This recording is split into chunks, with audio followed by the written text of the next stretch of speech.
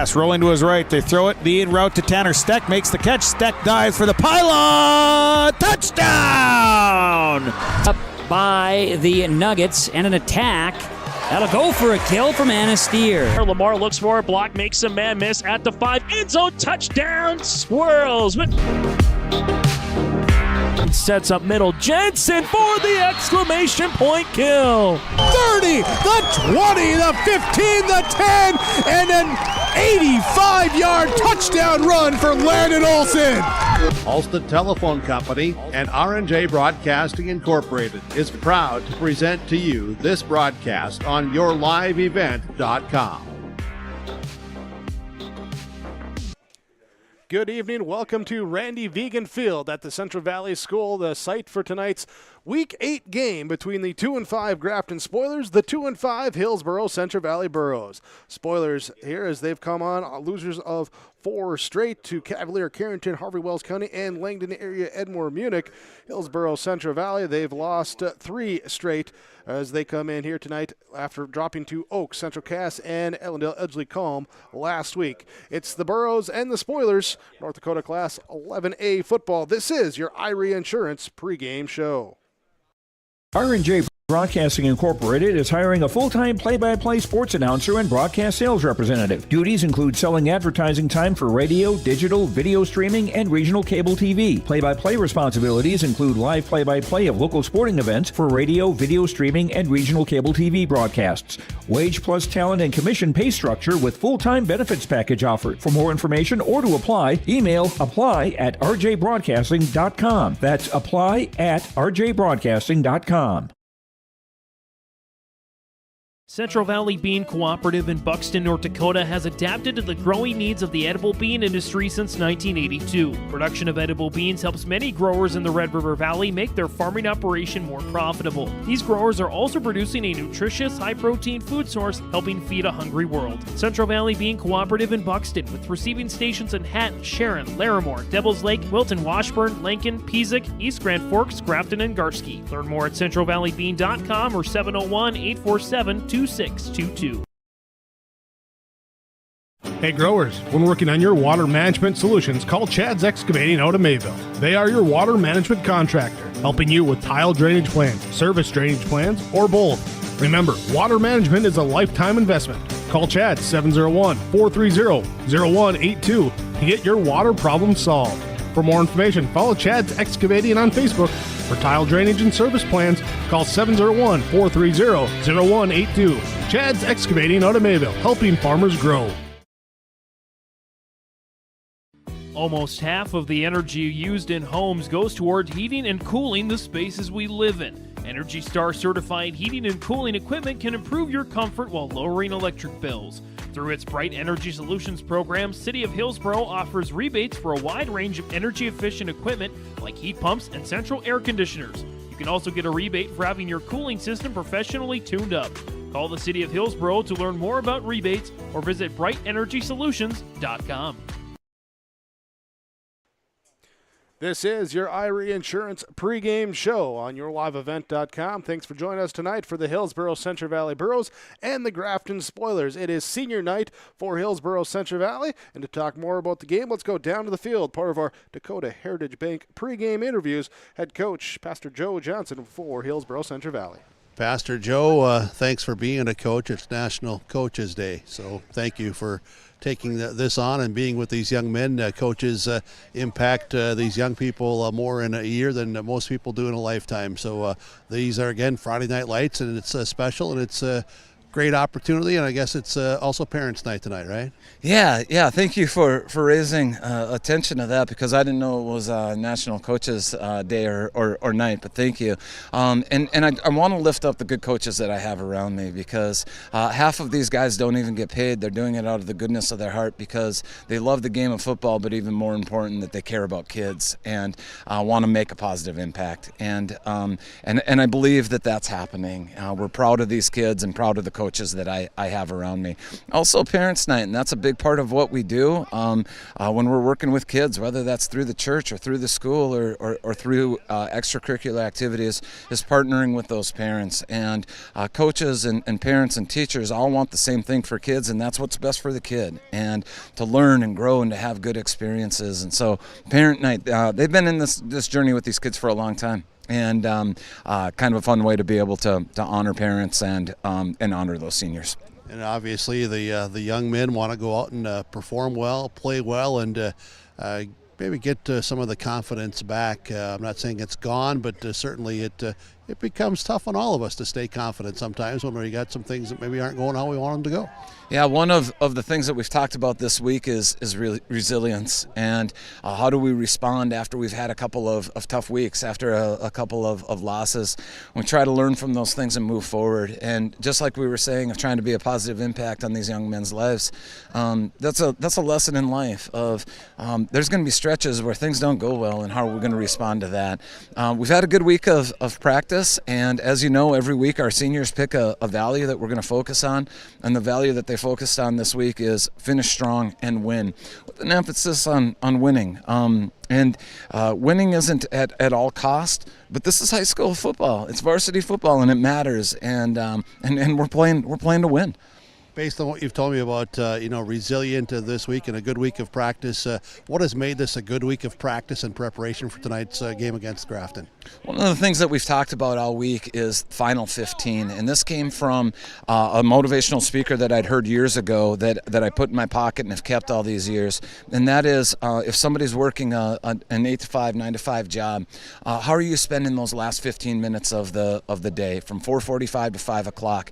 Are you going to slide into the day and not do anything and coast for those last 15 minutes, or are you going to make those the most productive 15 minutes of the day and give it an extra 5, which is something that we've done all year. Is good players and good teams don't just do the minimum, you do extra. And so turning that 15 minutes into 20 minutes and making it a productive 15 or 20 minutes. We're facing our Final 15 here. And for our seniors, we're down to, of course, this is our last official game. We've got a game against Oak Grove that they're an independent team this year, and so that's not really a full game. And so for a lot of our players, this is the Final 15. And what are we going to do? Are we going to slide and coast into the end of the season, or are we going to make this the best football that we've played all year? And we've been focused on that all week, and I believe that we're going to play our best football. Between the lines, the chalk, what do you know of Grafton? Yeah, they're fast and they're athletic, and we've seen that over the years. And in a lot of ways, this has been an overlooked rivalry. And we've had, we play Grafton every year. We play them in all of our sports, and they've had good teams and we've had good teams. And so, like I say, I know that there's a lot of hype around some of the other rivalries, but this is kind of an overlooked rivalry. They're a good football team. They do a lot of different things. They've brought very different offenses to the different teams that they've played based on what the other team's strengths and weaknesses are. They run a lot of formations and run a lot of plays from those formations, and that's what we would expect to see tonight. Being alert, paying attention to details, staying in your area, are they important tonight? Yeah, absolutely. And just like you're saying, a lot of misdirection and need kids staying home. And we've made some adjustments this week of how to cover that spread offense. They come out in a double deuce offense, which has twins on each side. So accounting for all of those receivers and running deep routes. I think we've made necessary adjustments and feel good about how we've prepared. Pastor Joe, thanks so much. Talk to you at halftime after the game. Good luck tonight. Thanks a lot, Burke. Welcome. Pastor Joe, head coach for the Hillsboro-Central Valley Burros. They're at Randy Vegan Field tonight. Cloud cover, no rain. I believe the rain has ended, and hopefully it will not come back here this evening. Field's in pretty good shape, if not very good shape here tonight. A little damp on the top of the grass, but that is our pregame coaches conversation from Dakota Heritage Bank, part of the Irie Insurance pregame show. Hillsboro-Central Valley hosting Grafton tonight. Matchup of a couple of teams that are 2-5. Pregame show for Irie Insurance continues in just a moment. Ag connects your operation with first-hand expertise and industry-best precision ag technology from Ag Leader. We've simplified precision farming with powerful tools to maximize profit opportunities like never before. No matter the size of your farm or the complexity of your field activities, Cutting Edge Ag is your local partner for a more profitable future. Unlock a new era of farming success with Ag Leader and Cutting Edge Ag. At Dakota Heritage Bank, we know your schedules can get hectic, and you don't always have time to get to the bank during regular banking hours. We make it easy for you with mobile banking, online banking, and bill pay, services that we offer for free. This is Michelle with Dakota Heritage Bank, inviting you to do your banking with us anytime, anywhere. Just go to dhbanknd.com or download the mobile app for convenient on-the-go banking, serving you with locations across North Dakota and northwestern Minnesota. Dakota Heritage Bank, member FDIC, equal housing lender.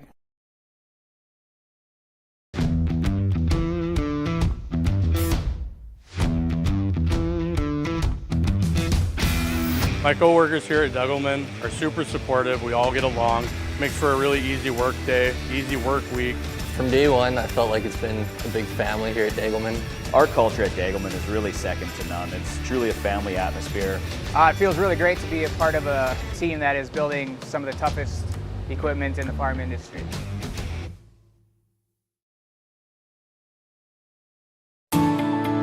At Enbridge, we believe sustainability is the foundation of our success. How well we perform as a steward of our environment, a safe operator of essential energy infrastructure, a good neighbor, and a diverse employer defines our success. Learn more about Enbridge's environmental, social, and governance commitments and our Indigenous Reconciliation Plan at enbridge.com.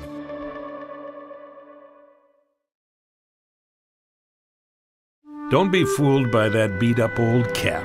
Its faded crown represents the tireless work of America's farmers and ranchers. Its sturdy brim, their dedication to providing our nation with a safe, affordable food source. So we'd like to tip our hat to them. Farmers Union Insurance, protecting those that protect America's food source.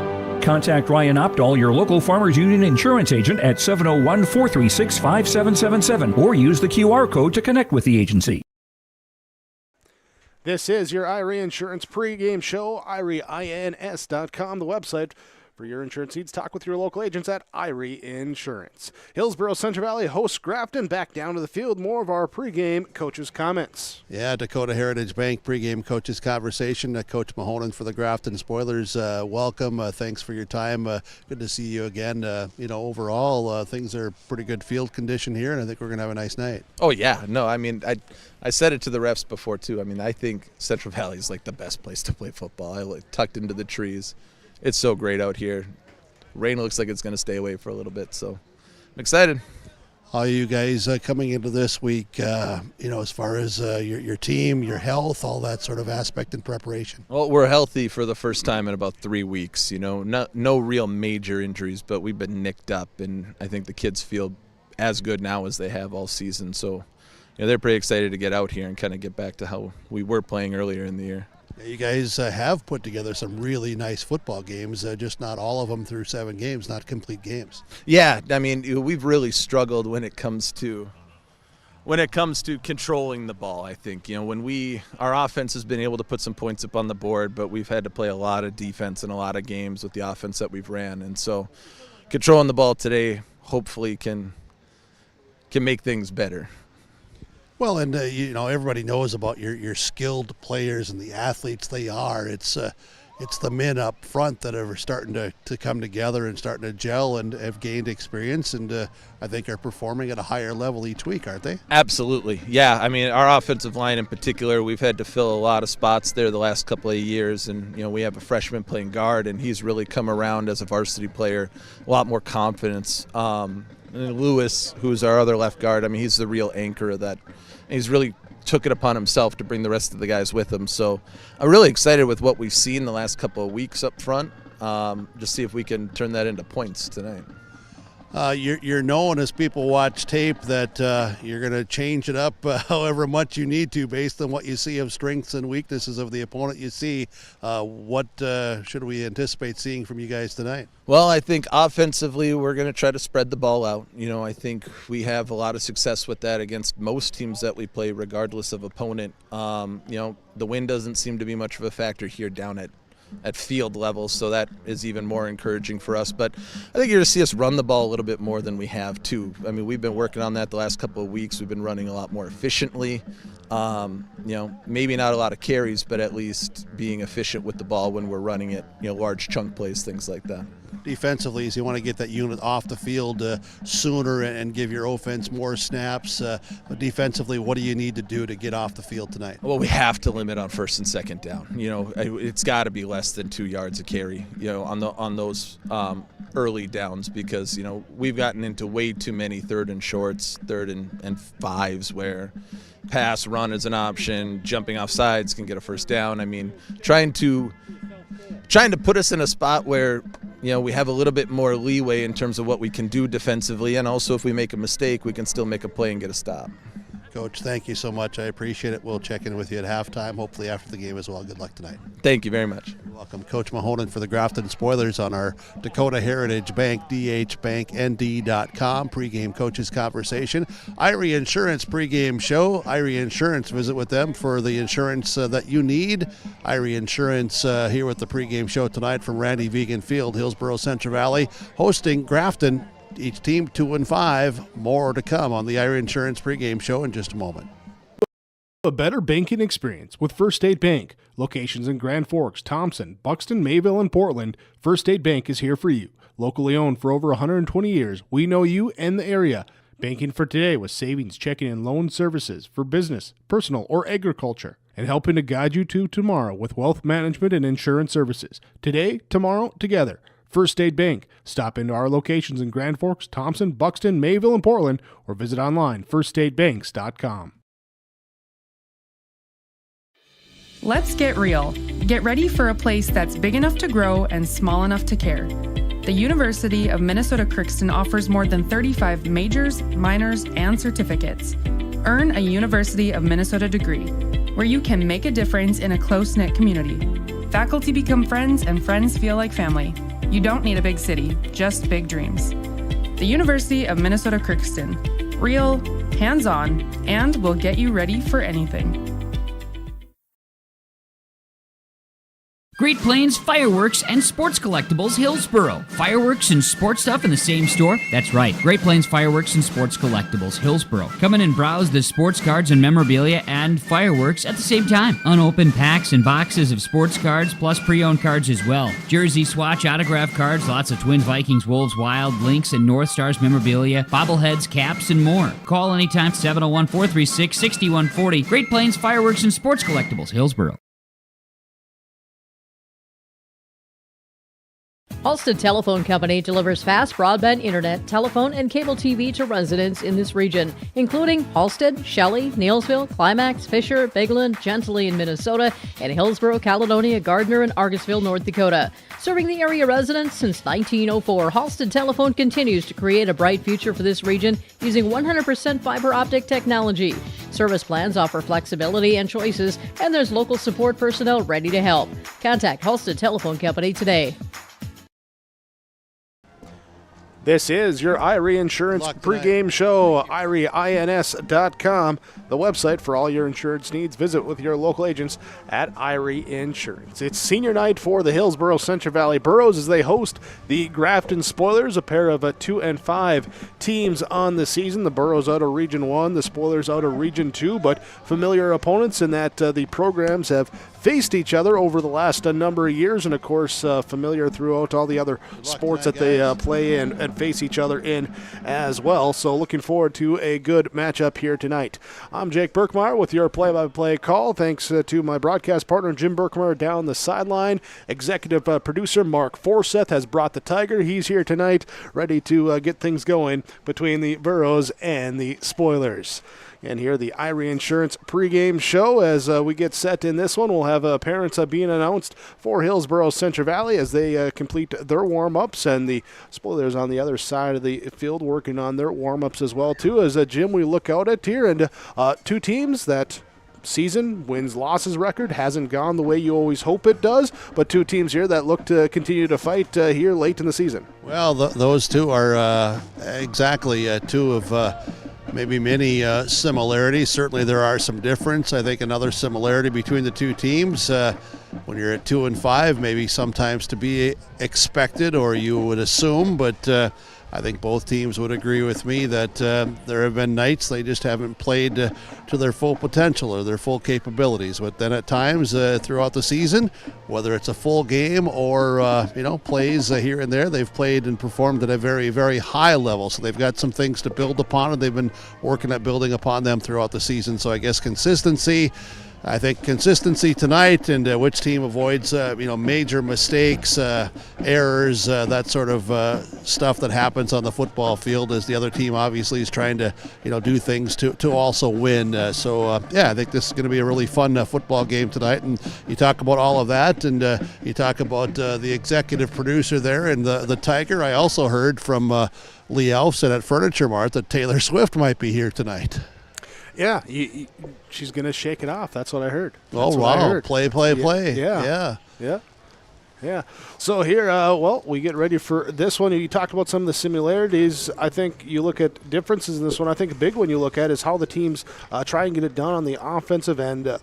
Statistically, there is no comparison. They are completely opposite. You take a look at the yardage through the air and the passing attempts of Grafton versus the yardage through the air and the passing attempts of Hillsboro-Central Valley, and then obviously vice versa, the ground game. And you take a look also at players. Landon Olson getting a lot of touches for the Burros, as you would expect, and we thought coming into the season. You've got Villarreal and Baldwin. You're telling me that those two guys are going to touch at about 80% or more of the Grafton Spoilers offense. But really, Jake, defensively, when Coach Mahonen talked about his Grafton Spoiler football team and needing to get themselves off the field, making the stop on third down or making that stop in the red zone on fourth down, the Burros themselves too this year, you think back to the games that they were there, they were right there, and then it would be a third down conversion by their opponent, and that's not disrespecting their opponent, that's giving the opponent credit. But at the same time, when you look at Pastor Joe, when he looks at his team, is saying, guys, look how well you performed on first and second down. Now you need to just, seal the deal. You talked about that final 15 minutes.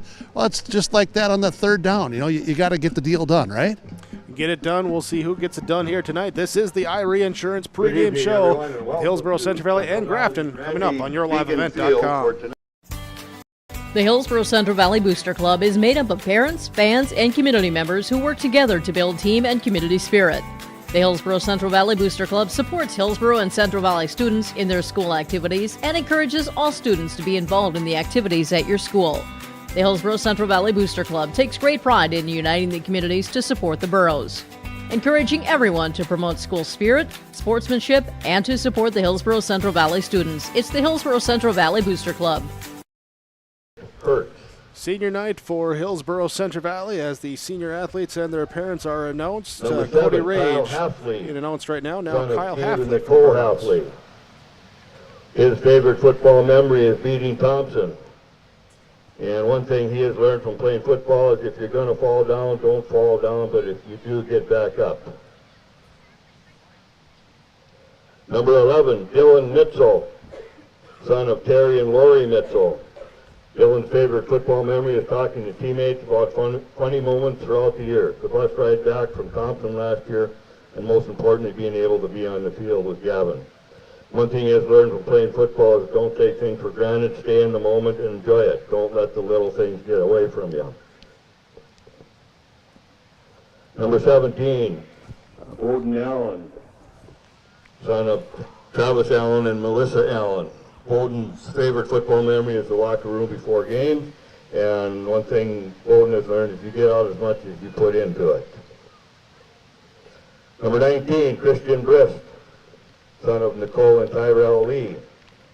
He wears number 19, and his favorite football memory is the adrenaline rush he got from playing my first game. And what he's learned from football is teamwork, because all of my other sports I compete on my own. Jason Buchholz, son of Justin and Vicky Buchholz and Andrea Vadova. His jersey number is 20. His favorite memory is bus rides back home after a win. And what he's learned is how to play as a team and work towards something bigger than myself. Number 28, Tom Onus, son of Darren and Wendy Onus. His favorite memory is pregame in the Fargo Dome his sophomore year. And one thing he has learned is to practice hard and the results will show it. Number 34, Landon Olson, son of Lonnie and Kim Olson. His jersey number is 34. His favorite memory is last year when we beat Thompson and they shut the scoreboard off instantly after we won. Landon has learned that the hard work and dedication pays off. Number 44, Caden Cassette, son of Tim and Maya Cassette. Caden's favorite memory is all the moments that built up to the moment, even junior high football. And he's learned from football that everything that you do is earned, hard work pays off. Number 54, James Fortman, son of Kelly Gettle and John Fortman. His jersey number 54. His favorite memory is JV punt return touchdown against Grafton freshman year. And what he's learned from playing football is be coachable. Number 71, Cooper Broughton, son of Jason Broughton and Donica Johnson. His favorite memory is Oscar Leal getting a pick against Langdon on homecoming last year. And Cooper has learned to always stay hydrated. And number 77, Edgardo Silva. His parents are Gerardo and Irene Silva. They are unable to be here as they're in the harvest. So Coach Joe Johnson is walking in with Edgardo. His favorite football memory is his first game after 3 years of not being in football, turning out into a win against Mayport CG. And what he's learned to be a better and more responsible person. So our seniors and players, let's give them a nice round of applause. And thank you, seniors and parents, for all you have done for HCV Borough football. Thank you. Well, there as public address announcer Rich Gerke there with the announcement of the Hillsboro-Central Valley Borough seniors and their parents, rightfully so, being recognized here before the senior night game here today against Grafton. We're at Randy Vegan Field at the Central Valley School on yourliveevent.com, ready for this matchup between the Burros and the Spoilers coming up. There's more at 104. Hillsboro, North Dakota has everything you want in a hometown. Business opportunities, great jobs, and a top-notch school. Shovel-ready lots for your next idea. Great jobs in manufacturing, healthcare, and agriculture. An excellent education for your kids with small class sizes and lots of school spirit. Plus easy access to I-29 and the conveniences of North Dakota's largest cities. Build your future in Hillsboro and see why there's more at 104. Hillsboro Dairy, with delivery of fresh dairy products and more to your home door. I've had Hillsboro Dairy delivering cold, fresh dairy products and other items to my door for years. 3 main reasons why. It's the convenience, the products are fresh, and the delivery service from the Udder Guy. Nobody does it like the Udder Guy. Every week, we get the CT. Please call him at 701-436-5877. Delivery right to your door from Hillsboro Dairy. Hillsboro-Central Valley hosting Grafton tonight. Our starting lineups brought to you by American Crystal Sugar Company. Starting offense for the Grafton Spoilers. They will start on the offensive line at left tackle, the sophomore number 54, Drew Suda. Left guard will be senior number 60, Luis Martinez. Center number 76, the senior Arturo Ramos.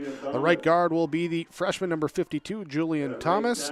Right tackle number 57, Roman Rodriguez, for the Grafton Spoilers. On the outside, the wide receivers will be the sophomore, number 6, Reggie Rice, and the senior, number 1, Braylon Baldwin. Tight end will be the senior, number 36, Ryan Hansen. Fullback is number 23, Adam Savigny, and it will be the halfback, running back, Moving around the formation, number 2, Tony Villarreal, with the quarterback being the junior, number 12, Kyler Droog, for the Grafton Spoilers. As they come in 2-5 overall record, they score 19 points per game, give up 37.5 points per game. They're on a 4-game losing streak. After winning 2 of their first 3, they've dropped 4. They look to right that here against the Hillsboro-Central Valley Burros. So we look at our starter lamps again here from American Crystal Sugar Company. You can live the sweet life with American Crystal Sugar online, crystalsugar.com, for more information, including career opportunities. Hillsboro-Central Valley is the home team on the scoreboard as they come in with a 2-5 record. Their defense, they'll switch it up with a 5 defensive lineman look. On the defensive line will be the left end, number 17, Bowden Allen, as a senior. Next to him, fellow senior, number 54, James Fortman, at a defensive tackle. Senior number 77, Eddie Silva, takes the nose tackle spot on that defensive line. Number 75, Jack Matson, at the other defensive tackle. The sophomore, along with junior number 47, Ben McRitchie, at the defensive end on the outside for Hillsboro-Central Valley. For the Burros, the linebackers here will be number 34, Landon Olson, number 44, Caden Kazette, the pair of seniors, leading tacklers on the team for the Burros coming into the game as well. And the quarterback spot will be senior number 20, Kason Buckles, and number 16, Isaac Thompson. Safeties will be number 7, Kyle Halfley, the senior, along with junior number 5, Wyatt Johnson, here for Hillsboro-Central Valley. Defensively, they come in having given up 2,389 total yards of offense. Pretty close to 50-50, about 55-45 run pass on what has been allowed. That's 341 yards per game, giving up 184 rushing, 157 passing. They do have 14 takeaways on the season. They've allowed 15 rushing and 12 passing touchdowns, allowing about 6.24 yards per play. That's your American Crystal Sugar Company starting lineups here with the Hillsboro-Central Valley Burros and the Grafton Spoilers. We're ready to kick it off here from Randy Vegan Field in Central Valley School. We're ready when we come back on YourLiveEvent.com. The Hillsboro Vets Club thanks you for your support of their activities and events. Stop in and to check out their new menu. Enjoy the Vets Club appetizers every Wednesday from 5 till 7. And as I've said many times, they have the best roasted chicken around. Enjoy roasted chicken every Saturday from 5:30 till 7:30. Get there early because sometimes it's gone early because it is the best roasted chicken. Fries and coleslaw also available with this meal every Saturday. Dine in or take out. The Hillsboro Vets Club. Hi, I'm Ernie Struby, president of the Goose River Bank. The Goose River Bank wants to bring banking to you. The days of coming into the bank to do business are changing. With digital banking, you can choose how and when you want to do business with us.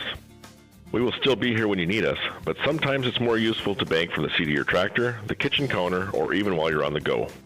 Let the Goose River Bank become your community bank. We believe that a strong bank builds strong communities, and we would be proud to be your bank.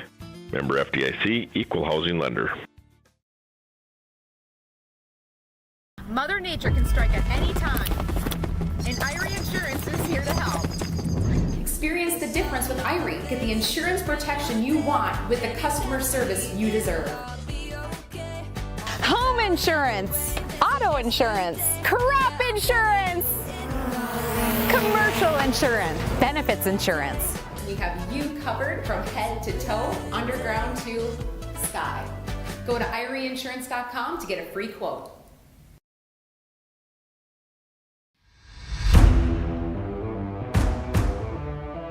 At Ironhide, we like to have our sales guys cater to the owners of the businesses or the customers that they're trying to help out to actually find a solution to their problem. We understand that customers have a job to do, and we strive to keep that job going without interruption. We've invested so heavily in this facility, but bigger than that, in the people.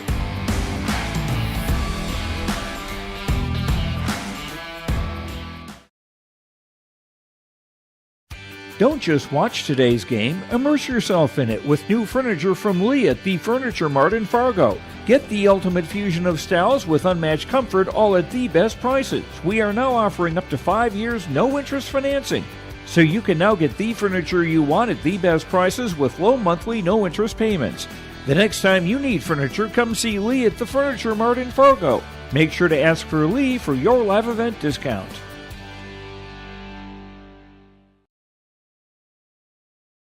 You can buy beef by the quarter, half or whole beef from Mueller Angus, USDA inspected beef. Fill the freezer. Call Dave Mueller at 701-799-3032. 701-799-3032 to purchase beef by the quarter, half or the whole from Mueller Angus, Hillsboro. You can buy beef by the quarter, half or whole beef from Mueller Angus, USDA inspected beef. Fill the freezer. Call Dave Mueller at 701-799-3032. 701-799-3032 to purchase beef by the quarter, half or the whole from Mueller Angus, Hillsboro. Well, gotta get the camera pointed back to the field as during the anthem they're kind of pointed up towards the top of the booth. We're set now for this opening kickoff between the Grafton Spoilers and the Hillsboro-Central Valley Burros. Thanks for joining us here on yourliveevent.com. Myself, Jake Birkmeyer, Jim Birkmeyer joining me on the sideline. Executive producer Mark Forseth in attendance as well, as a pair of 2-5 teams get ready to do battle here today. Hillsboro-Central Valley won the toss. They declined. They will kick from left to right. So Grafton, the Spoilers, will send back Thomas and Burns back to receive, as Loser Burns does have one kick return touchdown on the season as of note here as we get ready to start this game off. 2-5. It's a crisp autumn night, and here we go.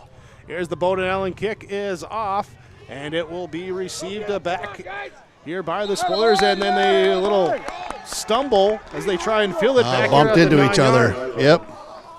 So from the 9-yard line, that is where the Spoilers will begin this offensive possession.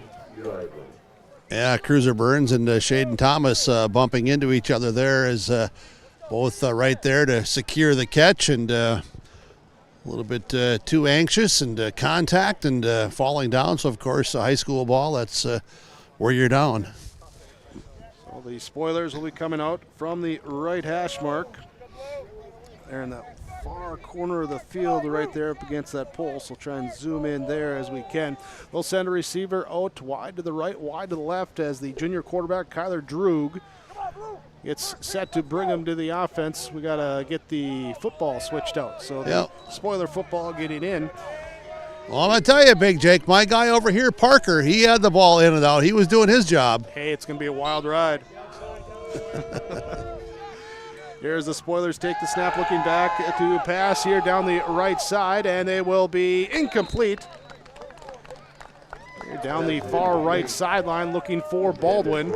Incomplete there on that first down attempt, brings up 2nd and 10. You know, I'm not really sure. It looked like Ben McRitchie was going to go in and get a sack, and a little hesitation.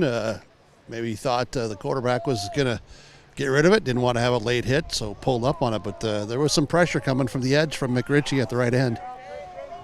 McRitchie will be there on the end, on that right side, as they run the toss play out to that right side of the defense, trying to get to Baldwin on the sweep play, and he's stretched out long, and he will be brought down for a loss. Back to the 6-yard line, loss of 3. Yeah, McRitchie turned him back inside. He had pursuit of Halfley and Johnson. He also had Matson over here, and good team defense, not allowing him to get to the edge and turn the corner. Turned him back to the inside. They're now from the first time this year, too, just real quick, as you announced the starting lineups, it was a 5-man front. Now it's a 4-man front. Here from the left hash mark on 3rd down, the Spoilers will take the snap of the shotgun, looking down the sideline, going to throw it down deep down the left sideline, and it is incomplete. Their intended receiver that time was Villarreal. Yeah, and a lot of coverage downfield. You had Brist back there. You also had Halfley, the safety, coming over against Villarreal, who's been he's put up a lot of yards this year. Very athletic, talented wide receiver, and Spoilers have been able to get him to him. But that time he drew double coverage, and I'd imagine the Burros will be watching him all night long. Back in punt formation will be Reggie Rice. Kyle Halfley standing back at the Spoiler 35, now backpedaling up to the 40-yard line. So he wakes the punt. It comes back here. Pressure nearly blocked here by Allen. Then it will be bouncing, and it will be picked up by the Spoilers down here at the 38-yard line. Yeah, great field position for Hillsboro-Central Valley. Their first offensive possession tonight. The Spoilers 3 and out, starting inside their own 10-yard line. A couple of incomplete passes and a very nice defensive play against the toss sweep. So we'll see what the Spoilers do as they come with their big defensive line, 260, 340 on the inside of that four-man front. Pistol set for Lushik here to begin. Runs a quick pass out to Landon Olson on the left side as he works around to the outside edge, trying to get down the left sideline, makes one miss, then gets upended at the 20-yard line. The pass completion good for a first down, gain of 18. Yeah, big 18 yards, and interesting too that on the first snap tonight, Big Jake, they put Landon Olson over, basically already out into the flat, if you will, just to give him that extra step or two, and they found good execution there, good downfield blocking. Olson will be the dotting the I behind the fullback Gazette, under center Lushik.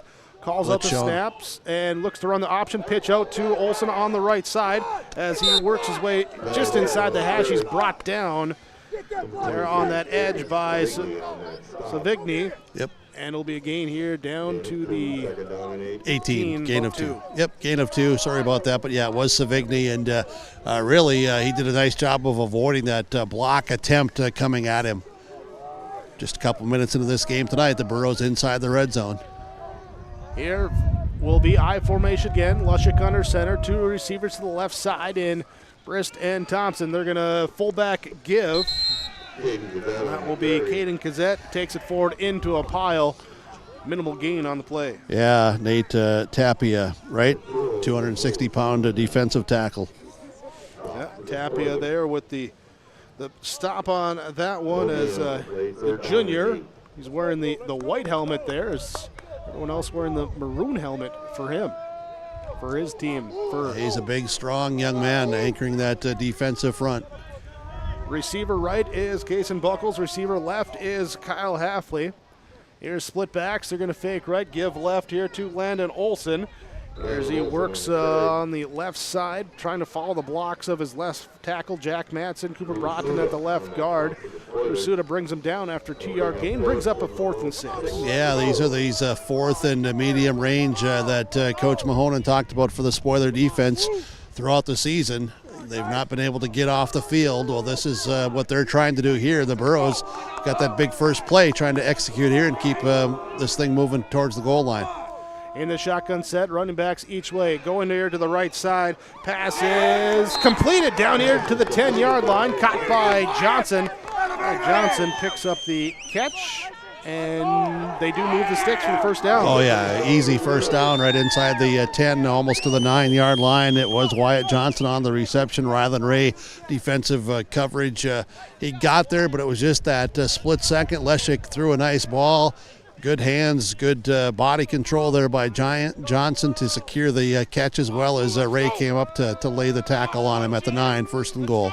Ben McRitchie comes in as a tight end on the right side. I formation, 2 receivers left side. Lushik under center. Will take the snap, turn, hand off. Landon Olson right side. Tapia tried to spin him down, rolled out of that reach.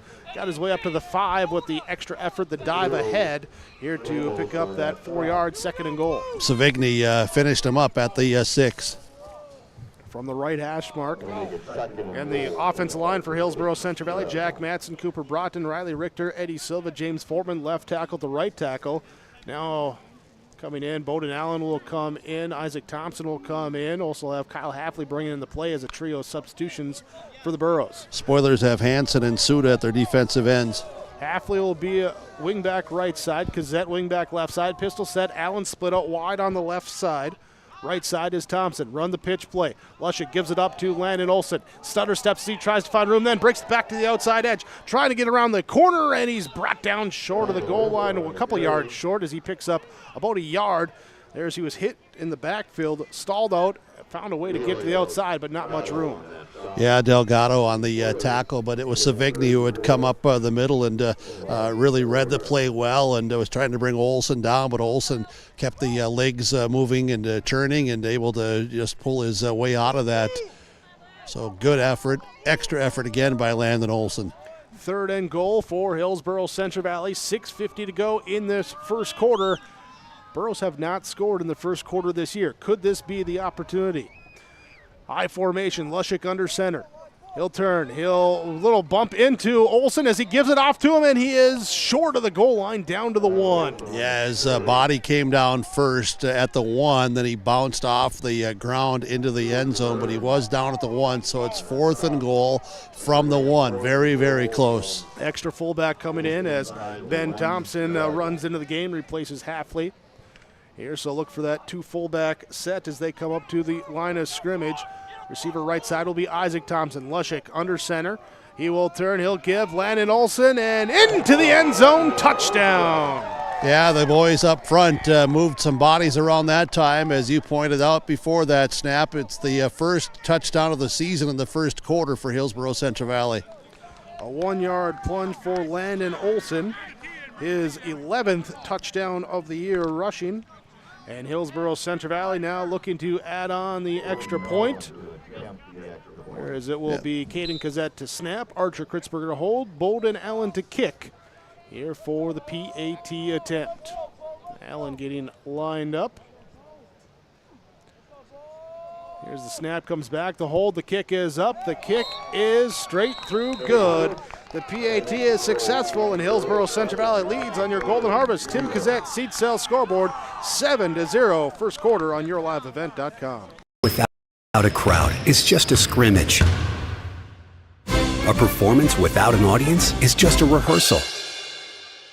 Without your presence, high school sports and the performing arts aren't possible. Ensure that these essential extracurricular activities continue to enrich the lives of students in North Dakota. Purchase a ticket to your local high school's game or performance. This message presented by the NDHSAA and the North Dakota Interscholastic Athletic Administrators Association. Insurance answers should come easily from local agents you know and trust. Someone down the road, not across the country. From Watford City to downtown Fargo, Nodak Insurance agents know the protection you need. From the Peace Garden to the geographical center of North America. We're focused on North Dakota's farms, ranches, small towns, and cities, so the answers are right in front of you. Nodak Insurance Company, agents with answers.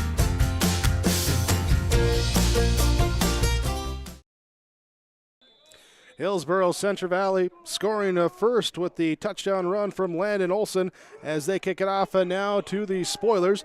Ball kick back here, picked up at the 15-yard line up the right side. Cruiser Burns will try and find some room as he cuts there in at the hash, and he is smacked down by the Burro special teams. Yeah, Ben Thompson laid the wood there on special teams. 42 was down there and put the numbers on at the 24, just in reverse. Hey, Big Jake, Furniture Mart, Lee Alfson there says come in and get your special discounts from your live event with him there at Furniture Mart. And Taylor Swift has not so far shown up here yet tonight. But guys in California and Texas listening to me, there is no hate. It's all play. No, you just got to shake it off as once again Taylor Swift declines Movement up the Rich Gerke invitation to the booth. Yeah, we're getting everybody all lined up to put on the dancing shoes there, and they must have been listening to us because we had movement up front. Well, and hey, as we were just saying, you got to shake it off. You get that penalty now you come on, you got 1st and 15, and you just got to come out and make the next play. Yeah, that darn dog commander at the White House, he's trying to shake it off too after he got ousted. Reggie Rice out to the left side. There's Braden Baldwin right side. The receivers in the formation. Drug under center. I formation behind him. He will give off to Villaro running off the left side between guard and tackle as he's up to the line of scrimmage, gets hit, stood up, and a number of Burros in there to help clean him up. Chenault, Matson. Yeah, it was McRitchie, the first guy that gave him a standing, high, tall, 6'4" Ben McRitchie bear hug. Loss on the play, loss of 3, so 2 rushers, -6 yards for the Spoilers. They'll have Savigny in the backfield next to Droog. 2 receivers right, 2 receivers left in the 2-by-2 formation. Droog back to pass, looking right over the, it's caught by Hansen, split out wide. Here's he makes one guy miss, gets up for the first down marker, and will have the big gain.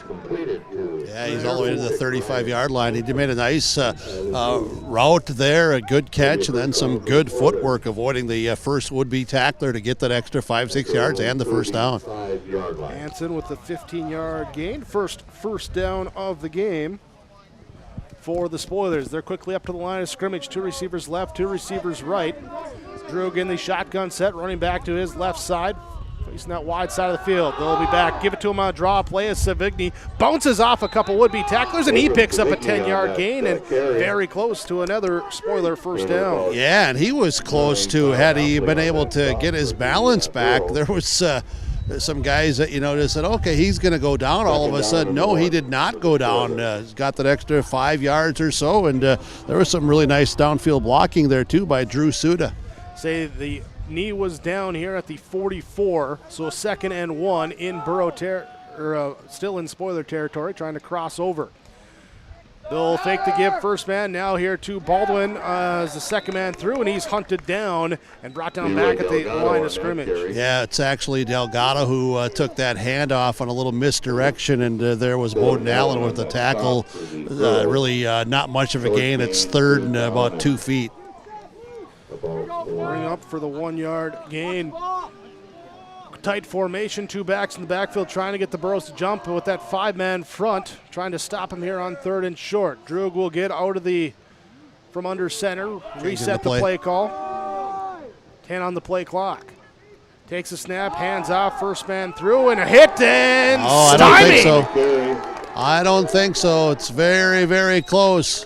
Matson this will be a right foot, left foot. Jack Matson stood him up. Caden Cassette came in and helped push him back. And it'll be no gain on the play. Well, they needed 2 feet. They got 1.5 feet. So it's 4th and inches. Burrows sideline trying to get some emotion, some noise, some juice going here. Receiver Spoilers. Right, receiver left, 2 backs in the backfield. They're going to a little confusion here as the play clock hits 10. Here now under center, Droog will await the snap. He'll keep himself on a quarterback end around, and he is pushed backwards, no go on 4th down. Yeah, the Burros read that all the way. Bowden Allen got off the line, got out there as the defensive end. That made the quarterback go just a little bit further, laterally without being able to make that step forward. So Droog goes down, big hits over there on that far sideline. So the Spoilers got a couple good chunk plays, one through the air, one on the ground, but they turn it over on downs. Hillsboro-Central Valley takes the ball back. 2:58 to go in the first quarter. Ball already in Spoiler territory at the 42-yard line. Hafley goes in motion right side to left side. Lushik running the option to the right side. Here as he tucks it up inside. Tyson Lushik will keep it himself up to the 38-yard line, gain of 4. Alexander Galarza on the stop for the Spoilers. So far, Jake, with 2:42 to go and the clock moving down in this first quarter, the Burros of Hillsboro-Central Valley leading 7-0. It's been where the Burros able to execute offensively and get a first down on a 4th down. Spoilers defense unable to get off the field. And then here now the Burros defense, they do get off the field, making a stop on a 4th and inches.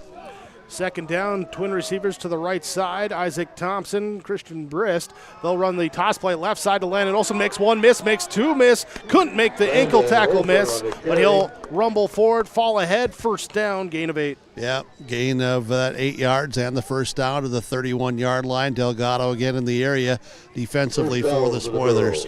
Landon Olsen, Braylon Baldwin, Tony Villarreal. Those 3 are probably going to see the ball in about 80% of the combined offensive snaps here today. Olsen with 116 touches coming into the game. Baldwin and Villarreal combining for 100 touches on the season through 7 games apiece for their teams on the season. Back to pass, Lushik right side over the middle, caught by Johnson, and Wyatt Johnson will be ahead here down to the 20-yard line, and we'll have the first down, gain of 11. Yep, sure will. Nice little route by Johnson. He was patient. Leshik put it on the numbers, and the last couple of weeks we're seeing more and more of Wyatt Johnson in this passing game for Hillsboro-Central Valley. Again, like he did in that first drive tonight, nice hands, good catch, securing the football from the point there, bringing it into the numbers, and Leshik put it right there on the dime. Under 90 seconds to go in the first quarter. Hillsboro-Central Valley on the edge of the red zone. Lushik under center sends Halfley in motion right to left. They'll run the option to the right side. Lushik will tuck it, keep it himself. He'll be inside the 20 down to about the 17-yard line. Give him 3 yards on the carry. Yeah, the Spoilers taking away the pitch man in Olsen. It was Luis Martinez on the tackle for Grafton. You may wonder, Big Jake, why did they say that Leshik put it on the dime to Johnson? You know, what's it on the dime there? He's wearing jersey number 5. I couldn't say a nickel because he's already caught 2. 2 times 5 is 10, man. That's math. It's not algebra. Well, no, well, it is the X's and O's. It might be.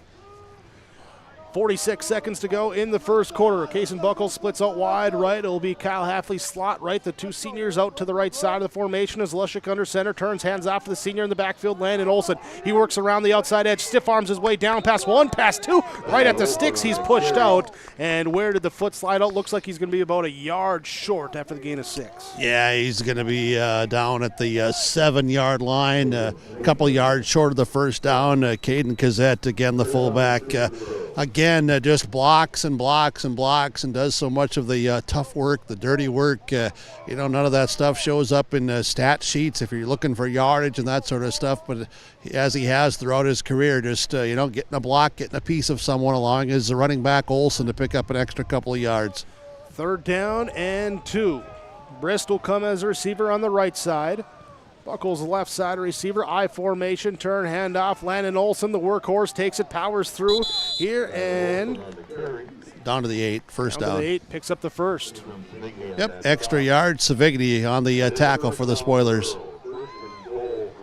Hillsboro-Central Valley's guys up front tonight are getting off the ball and getting a piece. They're winning the battles one-on-one at that line of scrimmage.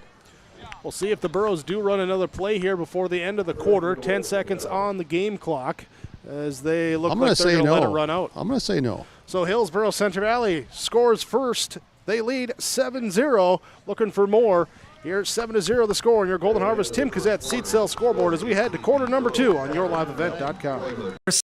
Savior's Lutheran Church in Hillsboro, North Dakota invites you to experience the love of God.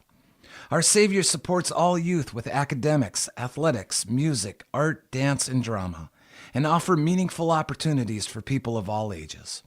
Join us for worship at 8:30 or 10:30 each Sunday morning, in person or watch on television, HTC Channel 34, or online, Facebook, Twitter, YouTube, or at oslchillsboro.com.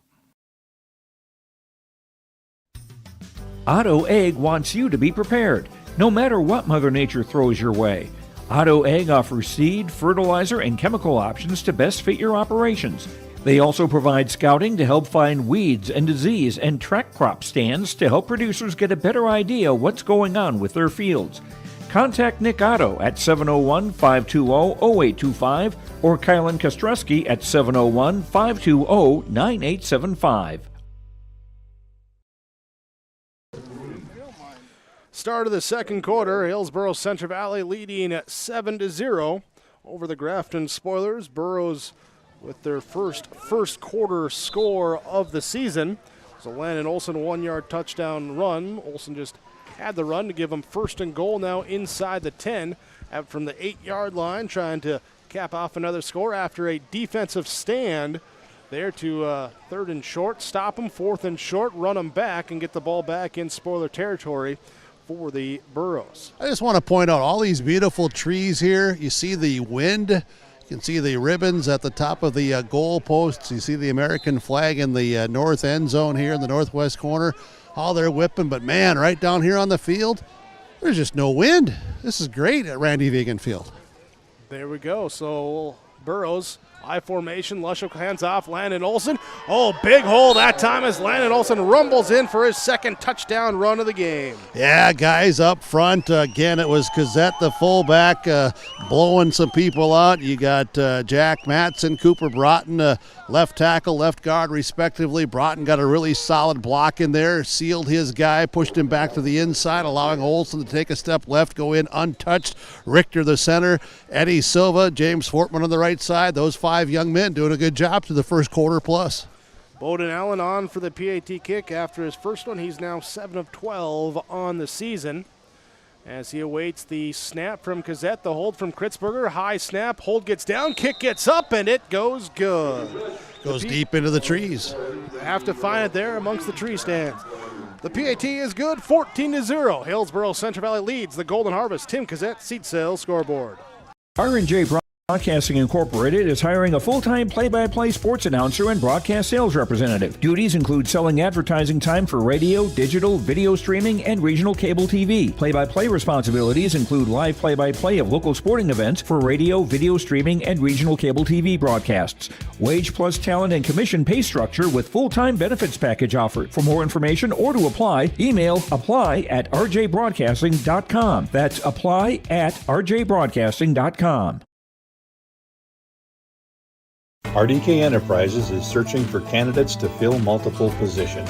These customer-facing positions require a high level of organization, workflow management skills, the ability to work with and lead others, problem-solving skills, and the drive to deliver an outstanding customer experience. Available positions include shop foreman and service technician. Compensation package based on experience. If interested in joining our team, upload your resume at planterdoc.com.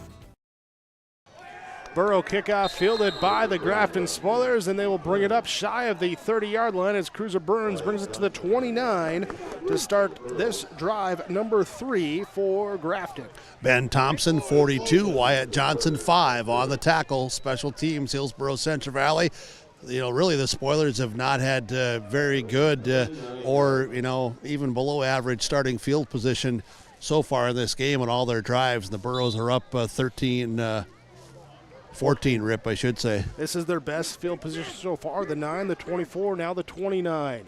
Kyler Droog will be in the shotgun set as he looks to run a quick wide receiver screen out to the outside to Baldwin down the right sideline as he tries to stiff his way past Buckles, and Buckles wraps him up. Short gain, good gain of 6 yards on the play. Yeah, 7 yards, they move it to the 36. Yeah, the inside receiver, Ryan Hansen, was blocking and doing a really nice job of blocking, but Buckles, Big Jake, we've seen this young kid all year long. He's been in a ton of tackles. I think he's had an outstanding season here on the edge in the secondary for the Burros. Really been one of those leaders on the defense for the Burrow team. 2 receivers right, 2 receivers left in the 4 wide set. Back to pass, Droog looking over the middle. It's nearly intercepted, but off the hands of Landon Olson as he would have been looking for 6 back the other way. Oh, Nelly. There's some leaves falling off those trees in that north end zone that are saying, we're safe laying here right now, because Landon Olson, 34, was just about getting ready to come step on us. Hey, if you look behind you, they didn't bring the Tiger, but they brought the Burrow mascot to here today. Down on the sideline right behind you. Oh, yeah, there we go. 2 receivers right, 2 receivers left in the 4 wide set. Shotgun set for Droog, 1 running back next to him in the backfield. That is Delgado. They'll give it. The ball comes loose. Ball comes loose. The handoff was not clean, and Ben McRitchie jumps on the fumble recovery. Yeah, McRitchie, the fumble recovery, but it was Matson and Matson, the 2 Matson boys, laid the wood there on the handoff in the backfield. They got good penetration, and that play was just blown up, and then it's the fumble. Burros get to even on the season as far as takeaways go, or giveaways, and they came in at -1, so they're even now. Here's week 8. And they will start at the 32-yard line of the Spoilers to begin this offensive possession. Lushik gives it off on the reverse now here from Olson to Halfley around the right side edge. He'll try and tuck it in. Now weave his way outside to the 20, to the 15, dives ahead down to the 13-yard line, and an 18-yard gain on the reverse end around for Kyle Halfley. Yeah, and you can take away a couple of those yards that you'd given him because his knee went down and then he slid on the grass. They're going to officially mark him back at the 15. All right. Still an outstanding executed reverse there by the Burros. They've been running that throughout the season. They set that one up, and they got good blocking downfield. 17 yards, first down, the 7th first down of the game so far for the Burros. Lushik will turn handoff to Landon Olson. He will keep it himself as he runs through an arm tackler down inside the 5, and should be first and goal. Yep, it's first and goal right at the 5 is where the elbow and ball went down first, and at the 5, give him 10 yards, first and goal from the 5. And right now, Hillsboro-Central Valley's Boys in blue with the white helmets up front are pushing people around and really giving Olsen a lot of room to run as we have some smoke coming off this grill here in this north end zone. I'll tell you what, that's not all bad either. You can smell it. Olsen, he's smoking right now. Through the There microphone, with the you can smell it? With the hot hand, 12 touches on 18 snaps here in the first 14 minutes of the game for the Burros. They'll give it to him one more on a pitch place. He looks to get at the outside. Stiff arm 1, stiff arm 2. Down here, upended, short, down to the 2-yard line, gain of 3. Yeah, Olsen just, stiff arm, as you well described. And then it's Rylan Ray who was able to chop him down at the 2. Second and goal from there. 9:40 to go in this first half. And first halves have not been the favor of the Burros coming into the game. Outscored 32-126 in the first half, but they're on the verge here of trying to make it a 3-score lead in the first.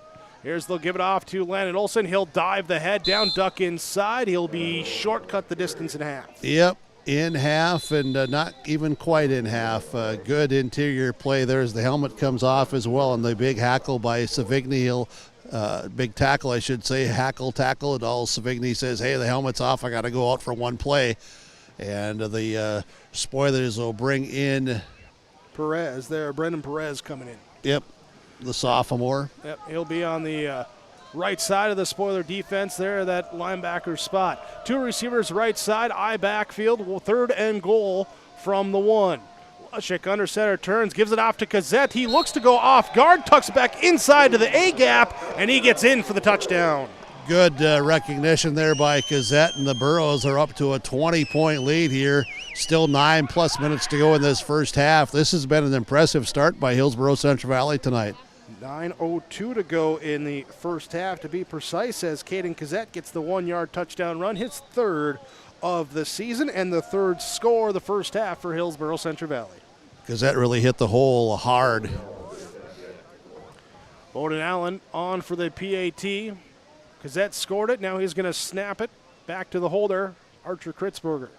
Snap, hold, rush comes, gets the kickoff over it, and it will be good. The PAT is up and through. And on your Golden Harvest, Tim Kazette seat cell scoreboard. The Burros on senior night, their seniors have scored 3 touchdowns. They lead 21-0 over Grafton on yourliveevent.com.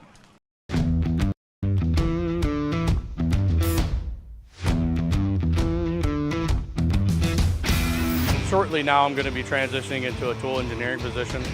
With that, comes new training. Degelman has provided all the training necessary to help me succeed. You can make top dollar if you utilize your time properly and you're efficient in what you do. You can't beat the pay.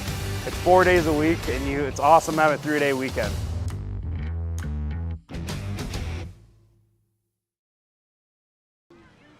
Trio of rushing scores for Hillsboro-Central Valley, taking advantage of this last one of a Spoiler turnover. Good field position, and Caden Kazette gets it in for the touchdown run. 21-0, Hillsboro-Central Valley with the lead. Bowden Allen kicked the PAT, now he kicks off, and the high kick will be bobbled on the run and just fielded jump on it, and again we'll be back at the 29-yard line for Grafton to begin this possession.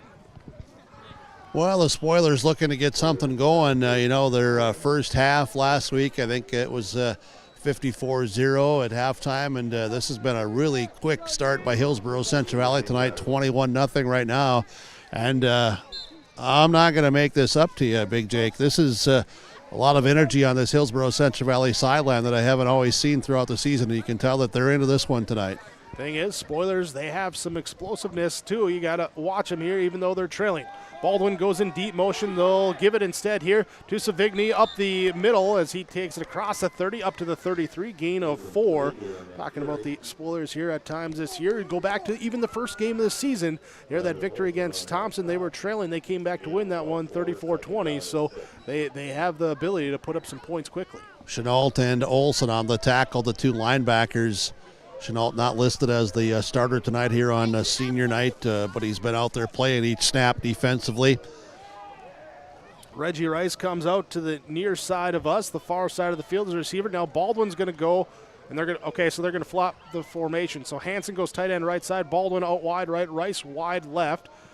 Here the Holster formation as they give off to the deep back running through. That's Delgado. He'll spin his way up to the 35-yard line, where he's lying on the back there of Allen as everyone helps each other up, and he brings up a 3rd and 4. Jake, these two defensive ends, Bowden Allen and Ben McRitchie, they've been very active tonight. They've been in on a lot of plays. Burrows going with the 4-down lineman as they go back to that 4-3 alignment. 4 wide receivers, shotgun set, running back to the right side. They fake the give to Savigny. Now pass over the right side here. It's caught as Rice makes one guy miss and then makes 2 guys miss. Still on his feet, past the 50 to the 45, and tackled down here to the 41-yard line. Here as you take the 15, add the 9. That's a gain of 24 on the play. Sawyer Owens helping on the tackle there to bring Rice down. I was watching the 2 receivers off to that right side of that formation with Baldwin in the slot. Wyatt Johnson came over and picked him up in man. Rice and Villarreal to the left side. You got Hansen and Baldwin to the right side. They're going to run a wide receiver screen out to Baldwin on the right side perimeter. Try and get it here down the right sideline. Tucks his way back in now. Weaves it back to the outside, and he's down to the 12-yard line. And 2 quick plays, they flip field position. Yeah, just weaving his way down that sideline. Some missed tackles and all of that, and all the way down to the 12-yard line. Hansen again, the early block. You know, he's the inside slot receiver. He just throws that block. They get it to Baldwin, and he does a lot of work on his own, but also some missed tackles in the process. 24 and 29, back-to-back first downs.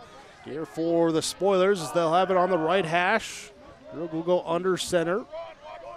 Villarreal will be the fullback. Delgado the deep back in the formation as they fake the gift to Villarreal, pitch it out here to the outside. Delgado makes one miss, runs through the second, and he's just shy of the end zone down to the 2. Yep, and in fact, even a little bit closer than that. That left foot went out of bounds last, so they're going to put him at the 1. And really nice block in front of him here down the sideline as well. That was Rice who threw the block. Reggie Rice, that wide receiver, doing the tough work as well. Yeah, the old fullback, fake halfback toss. Late substitution coming in for the Spoilers. Savigny. Villarreal will come out. Savigny comes in as that fullback spot. Here, Droog under center. Here, 1st and goal from the 1.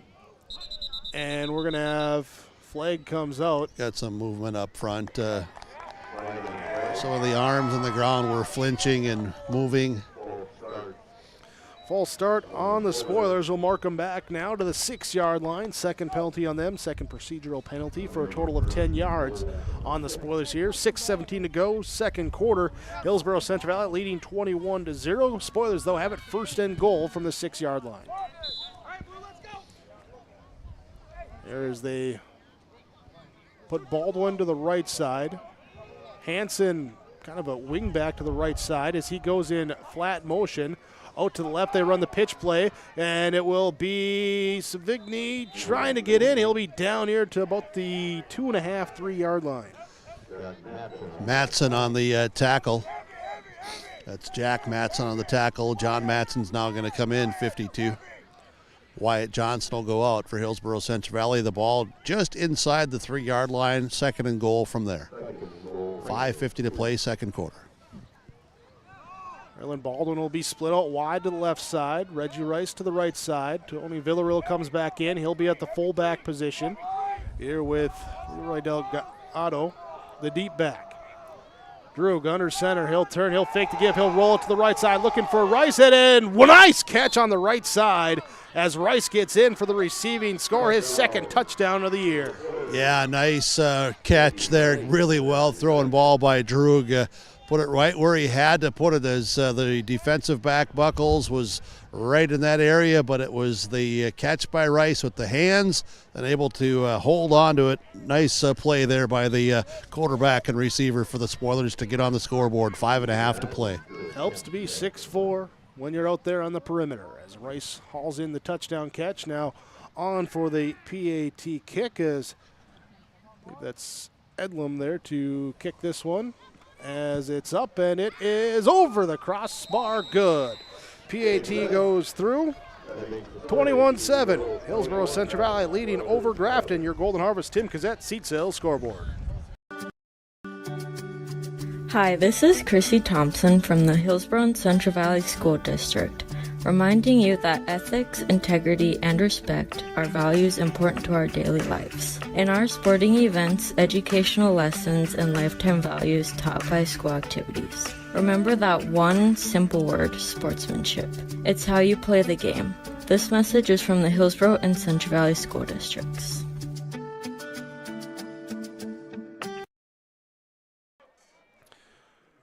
Grafton Spoilers with the touchdown pass from Kyler Droog to Reggie Rice, the 14th passing touchdown by Droog on the season against 7 interceptions now. Rice with his second touchdown receiving. 2 catches, 27 yards, and a touchdown so far in this first half. 5:30 to play in the first half. Hillsboro-Central Valley leading 21-7. Reggie Rice will kick it off now for the Spoilers, kicking from left to right. Hillsboro-Central Valley back to receive here as the kick will go back, and it will be grabbed by Olsen. They'll give it around to Brist on the right side. Christian Brist, flag comes up behind him as he busted into the open field to the right side all the way, and pass not past the last man. It's coming back. But yeah, there's a hold way back at the 20. Multiple flags that looks like, or is that some leaves on the one? I'm not sure. No, but there's a flag out there. No, it's the one came out early, than the other one was coming out as well. Just took longer to get there because they were throwing it into the wind. Yep. Yep. So the flag, march it back here, and we'll see where they officially spot it for the. The hold took place right around the 28, 29-yard line, so they'll go back to the 18. Here from the 18, so 5:20 to go in this first half. Hillsboro-Central Valley, so far, 3 drives, 3 touchdowns, 2 capped off by Landon Olsen, 1 by Caden Gazette, primarily done through the ground. 10-yard penalty. It's actually about a 58-yard penalty. Yeah, from where they would have had it. Man in motion is Halfley. I formation. They will give out to the outside edge, trying to get to the perimeter. Instead, brought down inside the hash mark. Landon Olsen will fight his way up to the 20-yard line, just shy of the 20 for a gain of 2. Savigny on the tackle again for the Spoilers. Should mention here our officials for tonight's game: Preston Brona, Anthony Holan, Grant Geisler, Brad Whale, and Ryan Ingeman. Here wearing the stripes, doing the tossing the flags into the wind. Well, but they're doing a good job as always. We've seen these guys 2-3 times this year, just in the games I've done. I formation.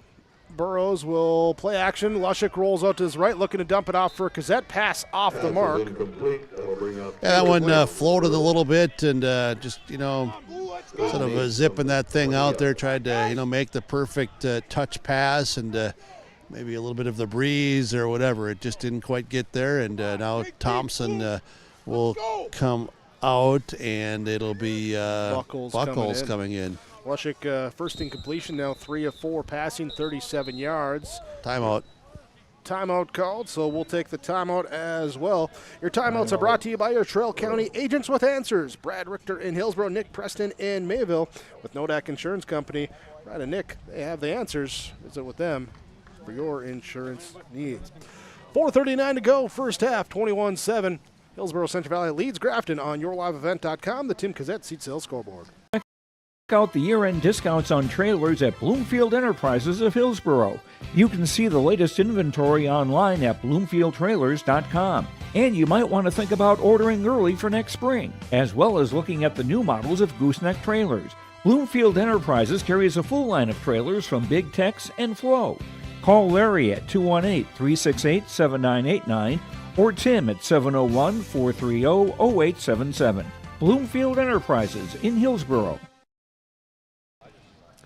First time out charge to Hillsboro-Central Valley in the first half, leading 21-7 over Grafton. Here the Burros and the Spoilers matching up. Right now, 2 touchdowns from Landon Olsen, 1 from Caden Gazette for Hillsboro-Central Valley. Reggie Rice with a touchdown reception from Kyler Droog, the scoring plays so far in this first half. Burrows have the ball, 3rd and long from the 20-yard line with that first down stick sitting at the 28, so it's a 3rd and 8. Gason Buckles split out wide to the left side. Bowden Allen tight end right side. Split backs here with Wyatt Johnson, the receiver, to the right side.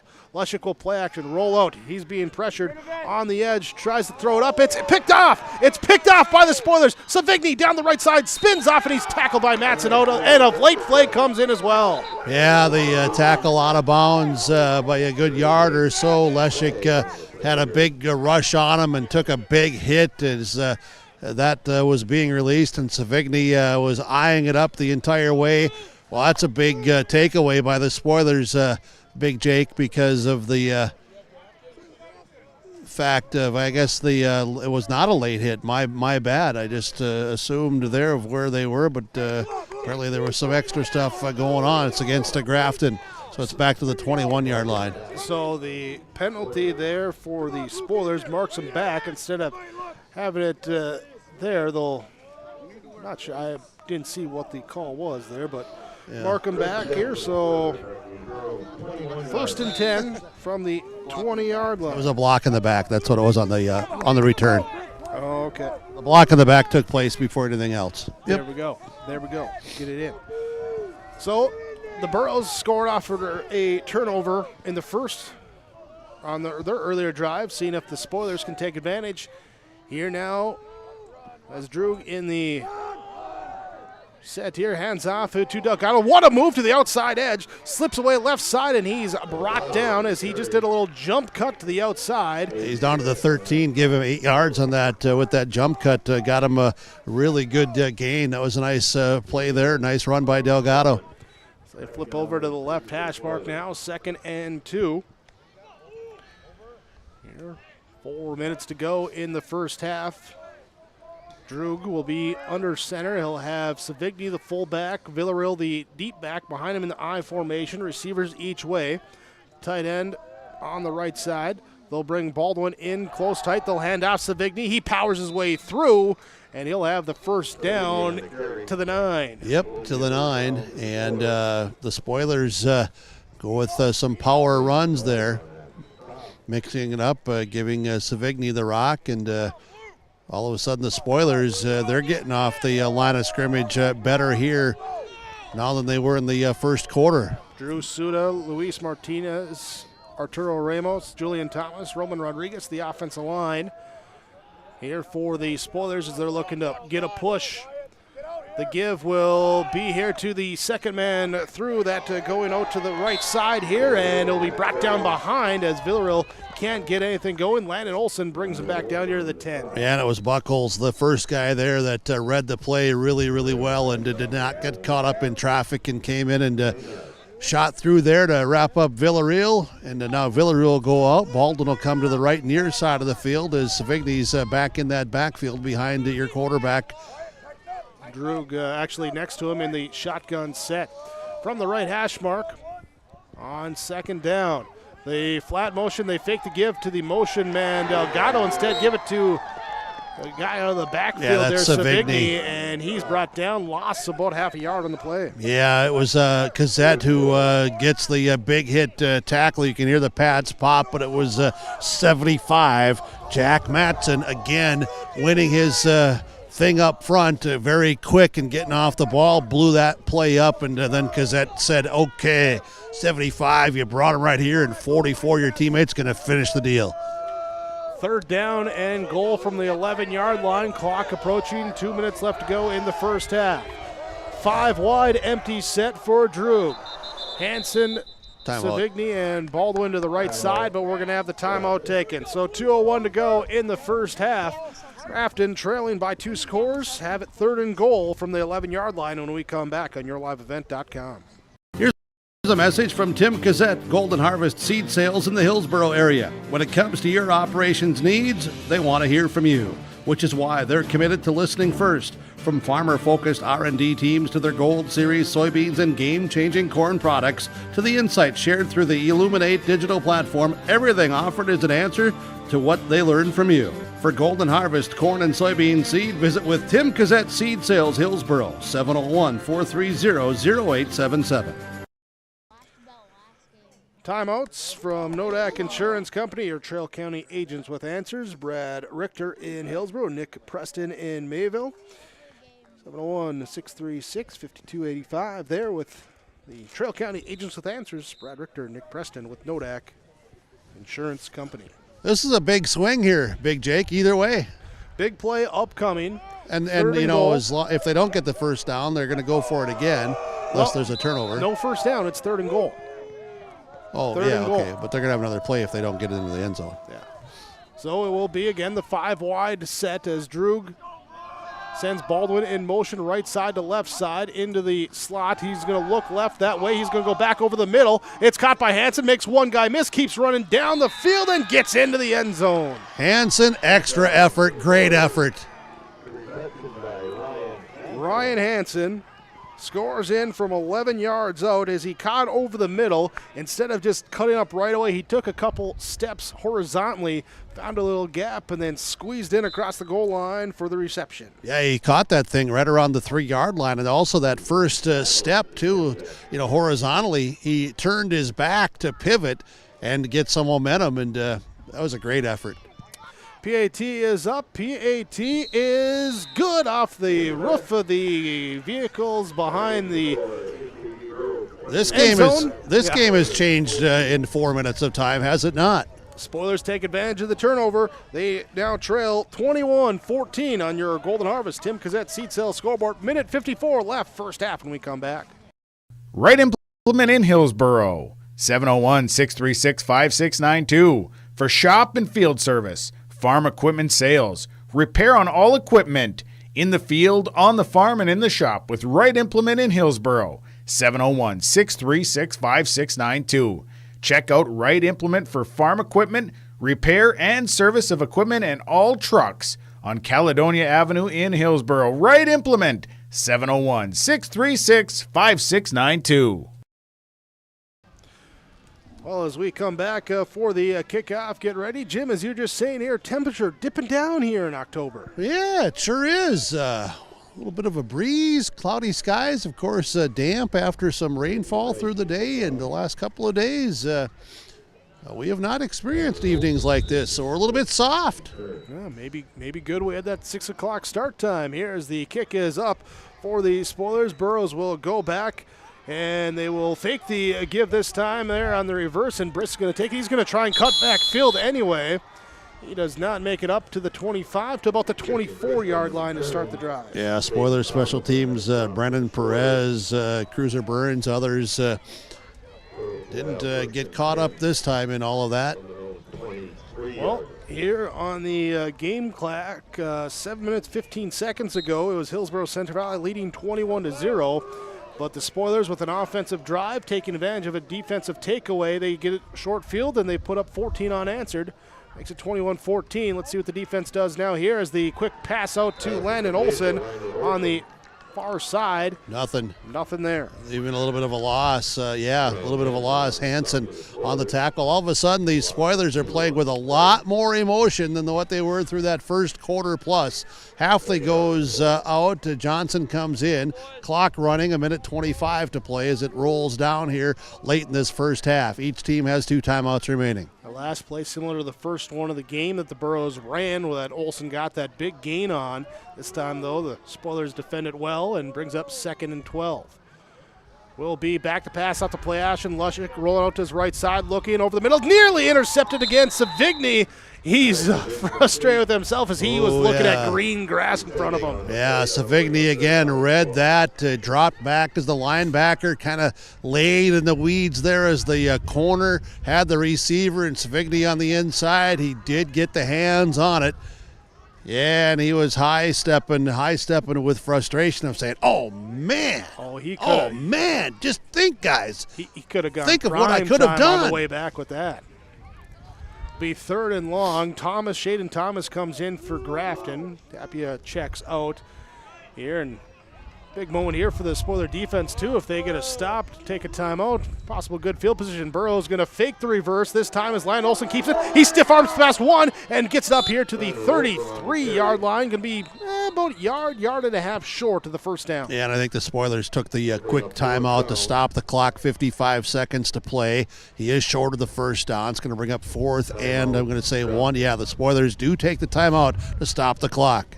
We'll take this timeout as well from your Traill County agents with the answers. Brad Richter, Nick Preston at Nodak Insurance Company. Burrows lead by 7, under a minute to go, first half when we return. Every Wednesday night at 7, watch the YourLiveEvent.com Coaches Show, presented by the Hillsboro Economic Development Corporation. Stay up to date with the latest goings-on in the region, as we'll hear from area coaches in North Dakota and Minnesota. Plus, we'll highlight area high school seniors on their achievements in the classroom and on the court with our Senior Spotlight. That's the YourLiveEvent.com Coaches Show, presented by the Hillsboro Economic Development Corporation, Wednesday nights at 7 on YourLiveEvent.com. Fourth down and 1 for Hillsboro-Central Valley after Grafton takes their second timeout. Here, Spoilers have put up 14 unanswered in this second quarter after the Burros scored 3 quick touchdowns. Third one coming on the first play of the second quarter. Nope, take it back. Second one came on the first play. Burrow's going to come out. Do they try to, fake this? That's what I was wondering too, but they come out in punt formation. Spoilers are playing up tight. Now they're going to send Cruiser Burns back deep. Here Foreman gets the left-footed kickoff and a high kick being fair caught, and it will be tumbling down with the fair catch. Burns will have it here for the 38-yard line is where they mark it. All right, 50 seconds remaining. 1 timeout remaining. Clock also stops. First downs while they move the chains. Seeing what they can do here. And first down for the Spoilers. Burros have Allen, John Matson, and who else out there on that line of scrimmage? Jack Matson and McRitchie. Yep, those 4 guys. Going 4 down, 3 backers, 4 defensive backs here with Buckles and Thompson on the outside, Halfley and Johnson as the safeties. Shotgun set, 2 receivers in close, left side, back to pass. Droog looking, launching down the field, looking, and it is. Was it picked off? Was it held on to? Yeah, it was. It was. Thompson with the pick. There is a flag at the line of scrimmage. I'm going to guess Isaac Thompson. A procedure penalty or a motion on Grafton is my guess. Burrows celebrating here. So, yeah, big takeaway. Big takeaway. Isaac Thompson with his first pick of the year. There, and that will give him the ball back as it is on the Spoilers. That'll be declined, obviously, and the Burros will have the football at the 33. So looking, the pass intended looked like Villarreal down the seam and just a little overthrown on him, and Thompson not letting him get behind him was able to go up and make the play over the top, give the ball back for the Burros, and now they have 2 timeouts and 43 seconds left. See if they can put a play out there on the football. And we've got whistles here as the Burros are breaking the huddle. And well, it looked like there was a helmet that came off last play too, and I think that's what they're saying. If they, I didn't see who it came off of though. That's the thing. Yeah, well, I'm not sure either. Grafton players are all talking there and chin strapping up. So looks like they're all set to go. Hillsboro-Central Valley, 2 receivers right, I formation. Lushik under center. Here is he'll hand off to Landon Olsen. He's wrapped up around the shoulder pads as he tries to cross the line of scrimmage. Does fight forward for a gain of 2. Well, it looks like the Burros are going to let the clock run here with the 7-point lead. Yep, and they do not need to take another snap as play clock is about 2-3 seconds behind the game clock. So probably going to let this thing run out would be my guess. They are bringing in a play here. We'll see. 16 seconds left. We'll see if they run it. If not, we'll get you right to our halftime coaches' comments, part of the Ryan Optal Farmers Union Insurance, a halftime report, and the clock will run out. Burrows will not snap it, so it will be halftime in CV from Randy Vegan Field as Hillsboro-Central Valley leads 21-14 over the Grafton Spoilers here on senior night for Hillsboro-Central Valley, as we'll go down to the field with our halftime coaches' comments here with Pastor Joe Johnson with Jim Berkmeyer. Well, Pastor Joe, you lead 21-14. You get that first touchdown, first quarter tonight, up 21-rip. You guys were doing some really good things. Yeah, it started strong, but then made a few mistakes, and you know, mistakes that we've made all year that we shouldn't be making in the last weeks of the season. A little frustrated about that. You also have to get regrouped at halftime and recognize that we've got the lead and come out and play good football in the second half. Nice couple of takeaways by your defense, including that late one, just to not let them really get back in this thing. Yeah, that's exactly right. Made a fourth down stop. You know, they had second and short, and then we made stops and got the ball back on downs. You know, those are things that we've struggled with all year, and glad to see us doing it tonight. Same with converting on third and fourth down, and you know, like I say, we'll do that in the second half too. Any major adjustments going to be talked about? We'll show you in the second half. All right, sounds good. Thanks a lot. Pastor Joe, head coach, Hillsboro-Central Valley. They lead at halftime, 21-14 here at Randy Vegan Field at the Central Valley School.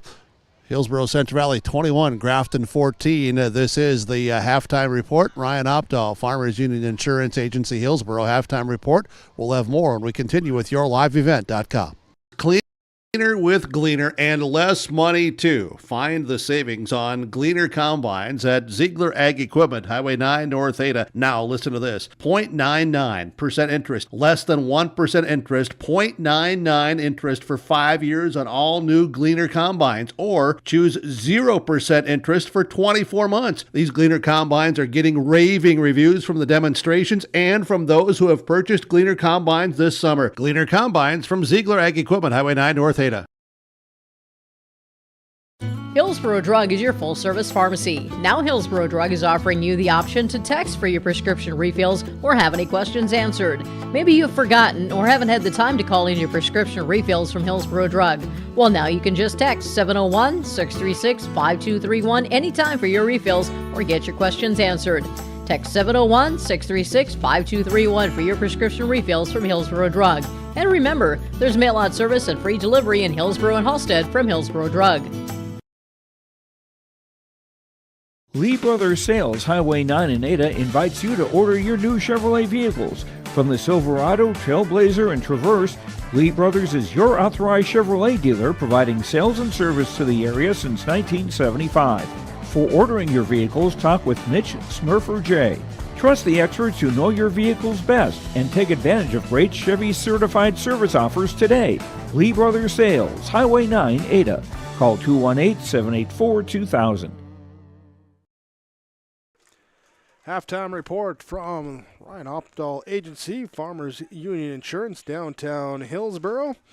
Here's, you can give Ryan a call. There's the number. There's the QR code that you can scan on the screen. Make it nice and simple for you. Just take out your mobile device, scan that QR code, and contact Ryan Opdahl, Farmers Union Insurance in Hillsboro. Hillsboro-Central Valley jumped out to a 21-point lead as they got their first quarter touchdown of the season. A Landon Olson 1-yard touchdown run. They would come back with a Olson 8-yard touchdown run and a Caden Cassette 1-yard touchdown run with a spoiler turnover intermixed in there to make it 21-0, 9:02 to go in the second quarter. Following drive, the Grafton Spoilers put together a drive that goes 71 yards, cap it off with a Reggie Rice 3-yard touchdown reception from Kyler Drug, his first of 2 touchdowns passing after it was an interception there from Sivney, as would be brought back there, penalty to mark it back to 21, and they would eventually score there on a Ryan Hansen 11-yard touchdown catch on 3rd and goal from the 11. Hansen gets in for his second touchdown of the season, and it was 21-14. Spoilers had a punt back to them with 50 seconds left. They would throw an interception on the first play. Burrows run one play and let the clock run out on the first half, and that's where we sit now at 21-0. That's your first half summary, part of your Farmers Union Insurance halftime report from Ryan Optal Agency, downtown Hillsboro. Stats and comments from coaches coming when we return on yourliveevent.com. Living Center and Heritage House in Halstead provide great places for seniors to live. They emphasize choices, independence, and provide services as directed by residents. They're also great places to work, where employees find not only a job, but also rewarding and enjoyable experiences that contribute to the lives of others. To get more information on Halstead Living Center and Heritage House in Halstead, call 218-456-2105 or log on to halsteadlivingcenter.com.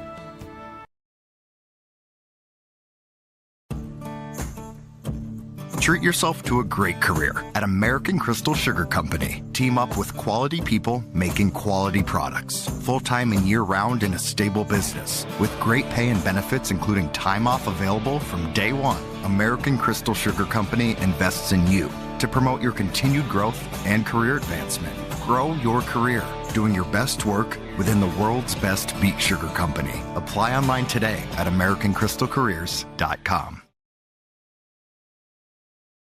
Hillsboro Lumber is ready to help with all of your building or remodeling projects. If you're building something new, doing some remodeling, or working on other projects, Hillsboro Lumber has all of the building materials as well as everything else you'll need to complete your projects. Along with the materials, they can give you a free estimate. If you need help planning your project, let the professionals at Hillsboro Lumber assist you. They have the expertise and professional service to help you. For all of your building or remodeling projects, farm, home, or commercial, see Hillsboro Lumber today. Halftime in Central Valley as Hillsboro-Central Valley leads the Grafton Spoilers 21-14. We'll take a look at our first half stats in this one, beginning with the Spoilers rushing the ball. Tony Villarreal, 2 carries, no yards. Leroy Delgado, 4 carries, 22 yards. Abram Sivney with 6 carries for 19 yards. Braylon Baldwin, 1 carry for -3 yards. Kyler Droog, 1 for -5. And a team rush on a bobbled snap handoff fumble for a loss of 2 yards. 15 rushes, 31 cumulative yards there for the Spoilers. Through the air, Kyler Droog was 6 of 9 passing for 89 yards, 6 of 10 passing in that first half for 89 yards, 2 touchdowns, and a pick. Here, completing 2 passes for 36 yards to Braylon Baldwin, 2 passes for 26 yards and a touchdown to Ryan Hansen, 2 passes and 27 yards and a touchdown to Reggie Rice for the Spoilers. So 6 of 10 for 89 yards.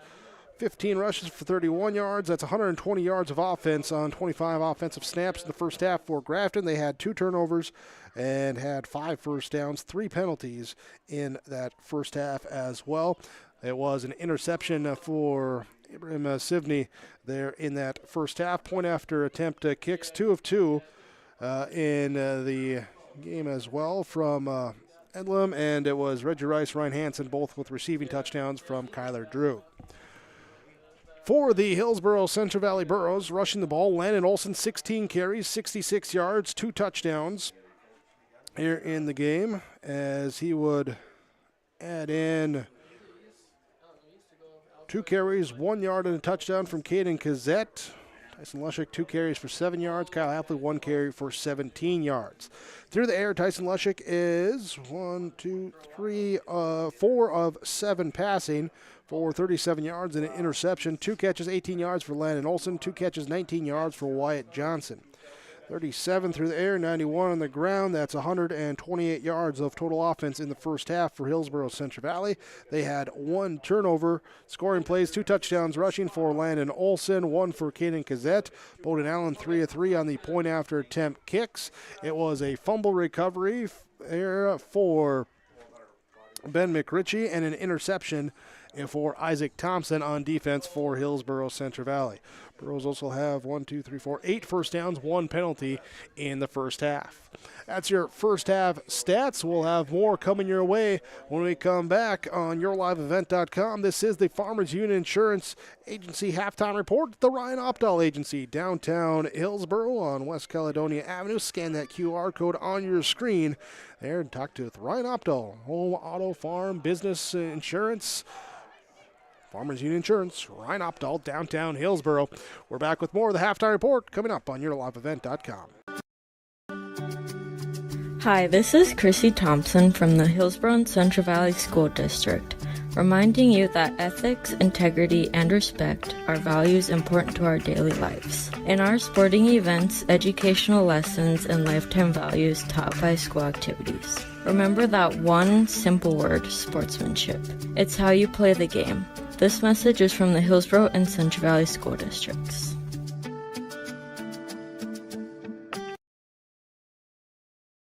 You finally found the perfect car in racing blue.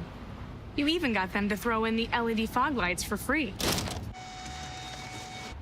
Auto Owners insures your car because some people never learn to parallel park. That's simple human sense. Rivers Edge Insurance Agency, Halsted, 218-456-2172. Keep going. More. No, stop! Halftime report from Farmers Union Insurance in Hillsboro, Ryan Opdahl Agency. Let's go down to the field. Our halftime coach's comments. Well, Coach Mahonen, for the Spoilers, you're down by 7 early on, though. It looked like it might become a long evening, but credit to your kids and you and your staff for kind of staying in there and finding something and then playing with some emotion after that. Yeah, I think emotions got the best of us right away, with that opening kickoff and kind of some confusion there. And kind of like I said at the beginning of the game, we put ourselves in some pretty weird spots, having to play defense on short fields. So, once we got that out of our system, we had to spot them 21 first. But, I like where we're going. We're trending in the right direction, that's for sure. What did you tell the guys at halftime that they got to get done here in the second half? Well, we got to get a stop right away. We got to get good special teams here. We got to pin them back, and we've got to get a stop. I told them first 2 defensive possessions, we got to try to get a turnover and really, ramp up the pressure. But we got to start how we ended because, I think we're in a great spot. Hillsboro's, got to try to regroup and come back. And, man, the second half's going to be crazy. Coach, thanks so much. Talk to you afterwards. Good luck. Thank you. Coach Mahonen for the Spoilers. There with our halftime coach's comments with Hillsboro-Central Valley leading 21-14 at half. We'll be back getting ready for our second half kickoff on YourLiveEvent.com. Trust the pros at Hillsboro Body Shop to make your vehicle look as good as new. Cars, pickups, trucks, semis, Ben and Tyrell at Hillsboro Body Shop can do the work. And Hillsboro Body Shop is also the place to repair your windshield. Don't wait to get that pesky chip repaired. Ben and Tyrell can replace that glass the same day. Call Hillsboro Body Shop at 701-636-4981 and put Ben and Tyrell's combined 30-plus years of experience to work on your vehicle. Hillsboro Body Shop, 701-636-4981.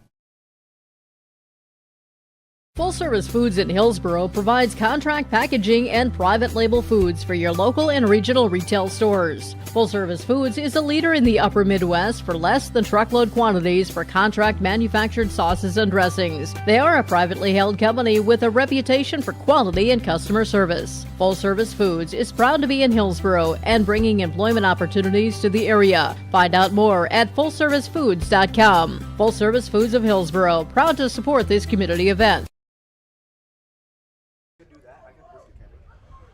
Grafton Spoilers will be getting ready to kick off for the second half here against Hillsboro-Central Valley. Burrows leading 21-14. Let's take a look at the out-of-town scoreboard as well. These games just getting underway as they had 7 o'clock kickoffs, most of them. Actually, 6 o'clock kickoff for Dickinson Trinity and Hart River. Trinity leading 6-0 in the first was the last score update I have on that one. 7 o'clock kickoff in Cavaliers, Harvey Wells County. The Hornets lead the Tornadoes 7-0. Langdon area, Edmore Munich. The Cardinals leading 7-0 over the Thompson Tommies. That one at Thompson. You can watch that one on YourLiveEvent.com. There's 6 minutes left in the first, and the number 4 ranked Cardinals leading 7-0. Hillsboro-Central Valley leading Grafton 21-14. here in our first half of play as we look to the second half, and I think we're going to look for some answers right away on just the momentum certainly the Spoilers had over the last part of that first half. The interception on defense, though, for the Burros, give them the break to regroup here, and we'll have to see how these two teams come out to start this third quarter now. Yeah, and also I'm anxious to see the emotion out of both of these teams. Hillsboro-Central Valley is well documented by you in the booth tonight. Came out with a lot of great energy and got after things.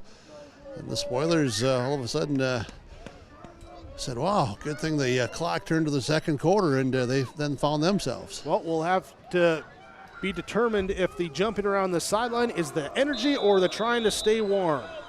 Here we go. Might be both. The kick is off, and a kick to the right side on the run. It's bobbled by Brist. He will pick it up. He'll work to the middle of the field, try and find some room. He'll be brought down at the 30-yard line to begin the drive and the second half for Hillsboro-Central Valley. And the Spoilers, Rylan Ray on the tackle. Coach Mahonen talking about they want to get a turnover here early. They were in the vicinity of seeing one on that opening kickoff. Offense for Hillsboro-Central Valley, Jack Madsen, Cooper Broughton, Riley Richter, Eddie Silva, James Fortman on the offensive line, Bowden Allen, the tight end, Isaac Thompson, Kyle Hafton, the receivers, Landon Olson, Caden Kazette, the running backs, Tyson Lushik is the quarterback under center, I formation, backs behind him, he'll turn, he'll pitch off the right side to Landon Olson as he works to the outside edge. He gets tripped up there at the time, the shoelace tackle on the perimeter, and some energy there as Delgado brings him down. Yeah, Delgado there with the real nice tackle. And there was also some penetration by the Spoilers defensive front too. The wind's really picked up down here now on the field. That defensive front for the Spoilers, Ryan Hansen, Luis Martinez, Nate Tapia, Drew Suda on the defensive line, Adam Zivney, Cruiser Burns, Leroy Delgado, the linebackers, Rylan Ray, Alex Galarza, Braylon Baldwin, Tony Villarreal, your defensive backs.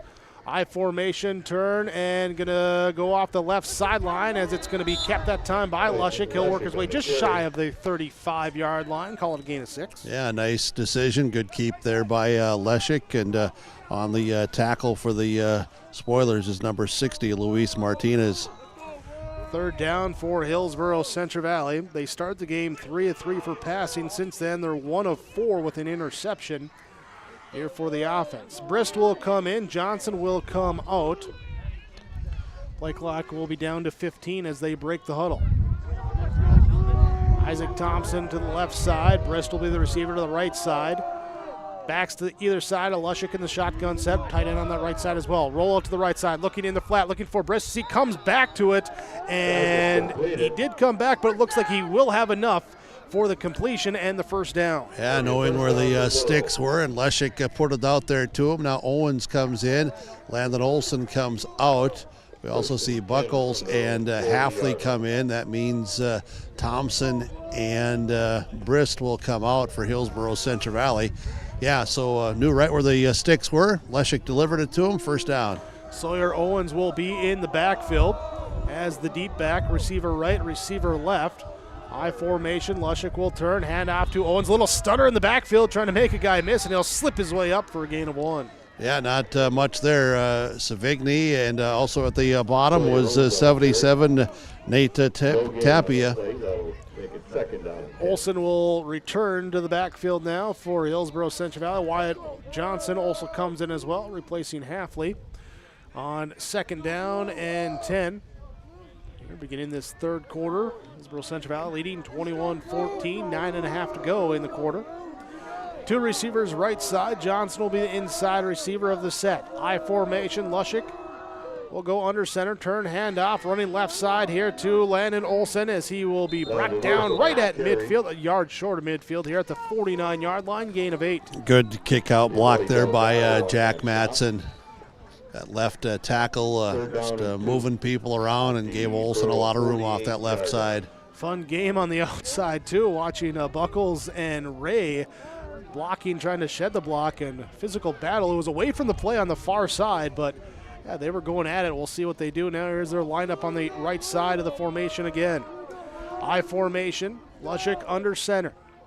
will turn, hand off, second man through. Feel like I'm repeating myself a lot. Landon Olson takes it. He'll have past the first down yardage into spoiler territory, up ahead to the 47-yard line. Well, I was just thinking about the Burros, I think, have found something off that left side, running behind Cooper Broughton and Jack Matson against the right side of the spoiler defense. 47-yard line. Christian Brisk comes in, receiver rotation, 1st and 10. That's the 10th first down of the game for Hillsboro-Central Valley. And a long sustained drive right now to start this third quarter. Lushik will be under center. Sends a man in motion. That's Briss from the right side to the left side. Pitch play out to the left side. Cuts it back inside. Trying to rip the ball away. Olson holds back, and strength that time to hold on to it as he had the one arm, but two hands from the defense that time trying to rip it away. Martinez couldn't get it away. Olson holds on, gain of 1. Yeah, Tapia in there. Cruiser Burns was in there. Villarreal was in there. A lot of spoilers tracking that thing down from the backside. Good job. It looked like Burns on the outside, turning him back in towards the middle of the field, not giving up that outside edge that Olson was looking to escape. Yeah, and right tackle, right defensive end, Suda really held his own that time for the spoilers. Blitz comes. 2nd and 9, give to Olson. He's hit in the backfield and stood up, runs into his own blockers. Delgado will be the closest one to him for the tackle. No gain. Yeah, that blitz came up the middle. They timed it perfectly. They read it, and that's where it was wanting to go, and blown up. So a long situation here, 3rd and 9, 7:10 to play, third quarter. Buckles will come in on 3rd and 9. Substitutions as well as Rice comes back in here as a cornerback on the right side of the formation for Grafton. 2 receivers on the opposite side, top side of your viewing screen. Here with the split backs behind Lushik. Under sending up the screen to Johnson. Defense to Olson. To Olson as he'll scramper out to the left side, and it is caught up ahead right near the first down marker. Really close. Just going to be inches short. And mark him back a little bit where the knee went down first. So it's going to bring up 4th and 1, but this is 4-down territory now. That, at the point, didn't look like it was going to go for a tremendous gain, but man, Olson really did a nice job of taking that middle screen and turning it into something positive. He just kind of slid off of the offensive lineman in front of him. Here's the turn. The give is to Olson. He stood up at the line, the push, but who has it? I don't think he got it. Of course, you got the Burros saying we got it. You got the spoilers saying no, you don't. We'll let the officials spot this, and right foot, left foot, very, very close. First down. First down. They call it out. No need to call in that well-experienced veteran chain gang, as the officials say he got the first down up to the 36. So move the chains, fresh set of down on carry number 22 of the night for Landon Olson. I know there's still 6 minutes to go in the third quarter. That's a big first down. Just how this game's gone up to this point. Well, keeping the clock running here in the third quarter as they grind it out here, running the option right side. Lushik will tuck it back inside. He gets inside the 35 down to the 34. Outside edge that time looked like Hansen and Delgado, Suda there on the outside. Yeah, Suda crashed down. They brought in defensive tackle Arturo Ramos, 340 pounds, to help give them some more stuff in that middle. They've got Ramos at 340 and Tapia at 260, right in the middle, anchoring that defensive front four with Hansen the left end, Suda the right end. Those two might be bigger than the rest of the Burro offensive line combined. They're big young men. Got some big size there. Shotgun set.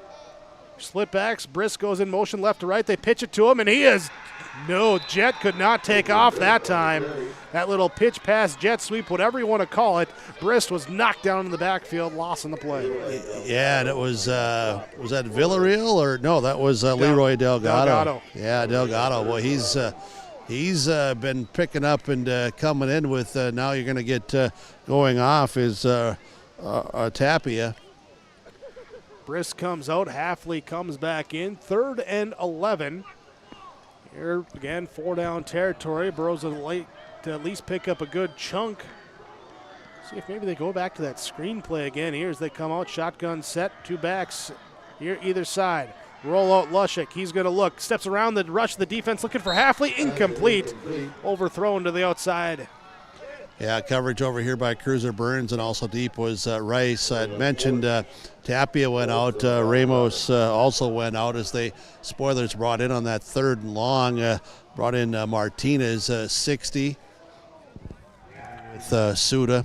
Was looking down here, Rice after the play too. It looked like the knee, but it looks like just adjusting the pad there. Yep, so that's he all looks it was. to be okay. Yeah, he's fine. Yeah, he's fine. Buckles comes out. Isaac Thompson comes in. Clock stopped here with 4:22 to go in the 3rd quarter. 4th and 11 for Hillsboro-Central Valley.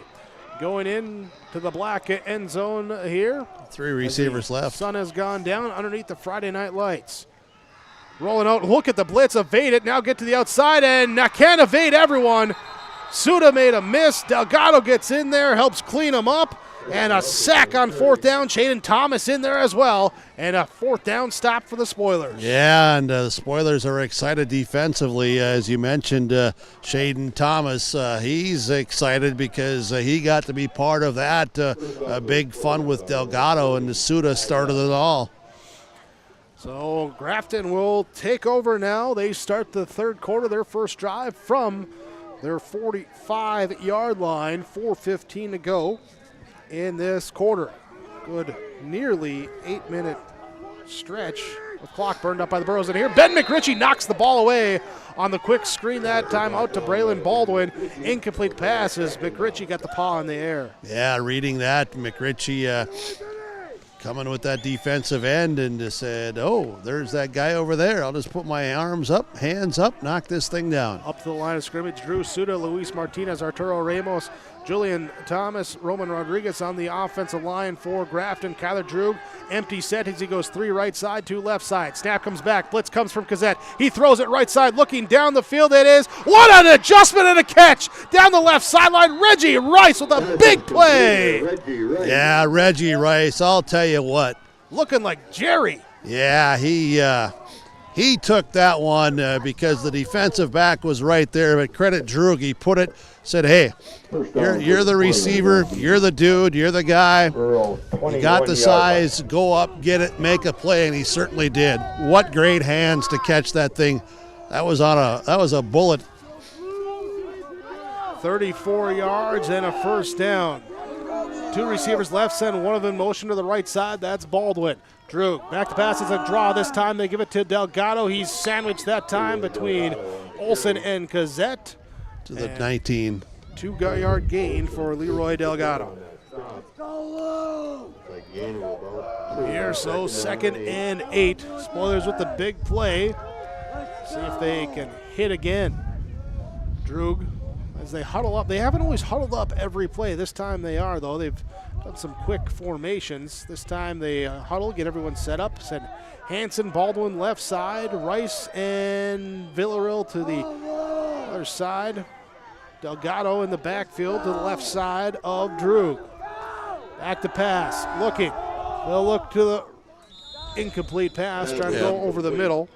Yeah, I was looking for Rice again, but I don't know that they were completely on the same page there. Rice might have looped that thing a little bit more than that slant coming across, and also there were some footsteps coming through there as well. 3rd down and 8 for Grafton. Drew bringing the play from the huddle. Here's, again, those receivers, Reggie Rice, Braylon Baldwin, Tony Villarreal, Abraham Sivney, the running backs, Ryan Hansen, the tight end, Kyler Droog, the quarterback, as he comes up here under center on the left side. We'll send man in motion, back to pass, looking here, back to the right side, and it is caught over the middle by Baldwin, up here inside the 10 to the 8, spins off, ball comes loose at the end, and it's picked up by Hillsboro-Central Valley. Burros pick it up, they say fumbled down inside the 5-yard line, picked up, recovered by the Burros. Wow. The official's going to just double check with each other. It is fumble. That ball knocked out.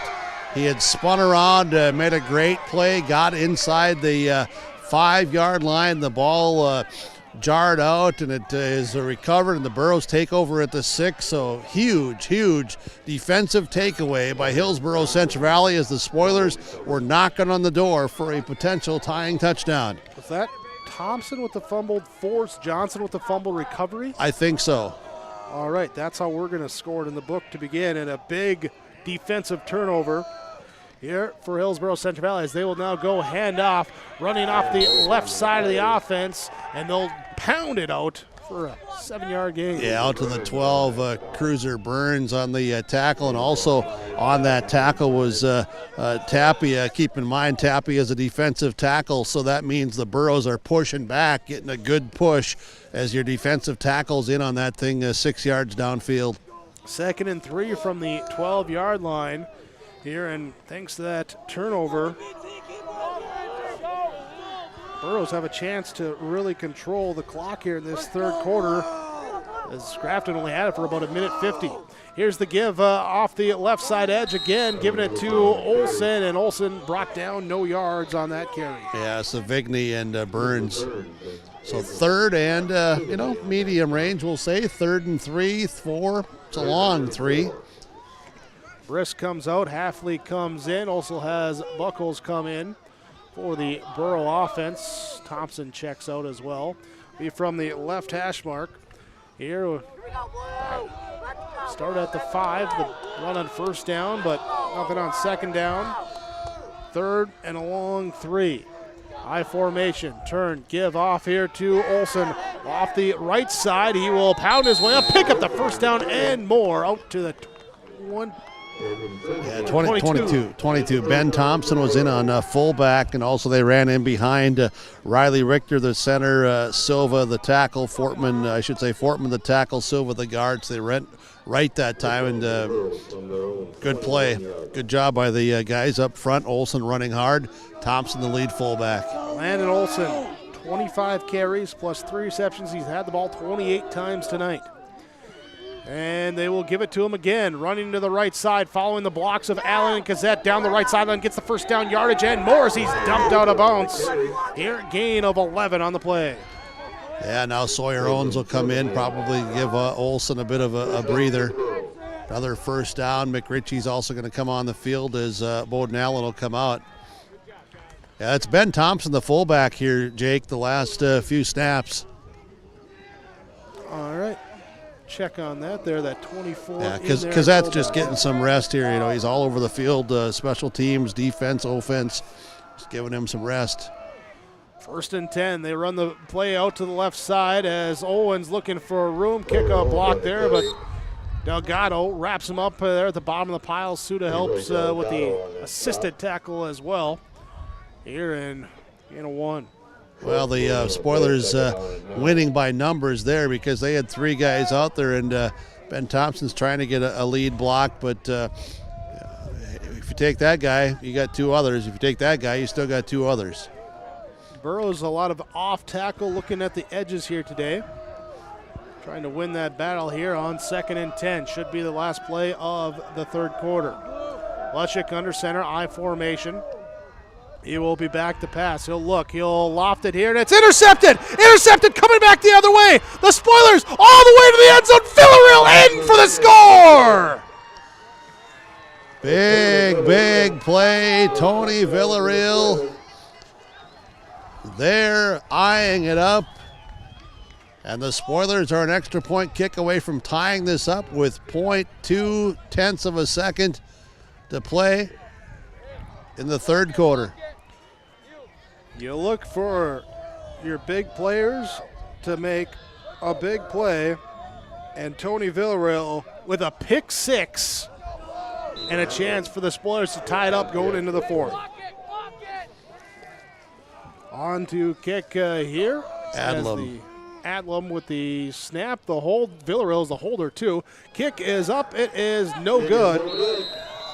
Yeah, that was a short snap. Villarreal did a good job of handling that, but the timing just wasn't there. You even saw, Adlam just kind of took that first step before that ball was even really into Villarreal's, and he had I got going too soon. I had to slow up a bit, and timing was, as they say back in the old country, Big Jake, all kittywampus.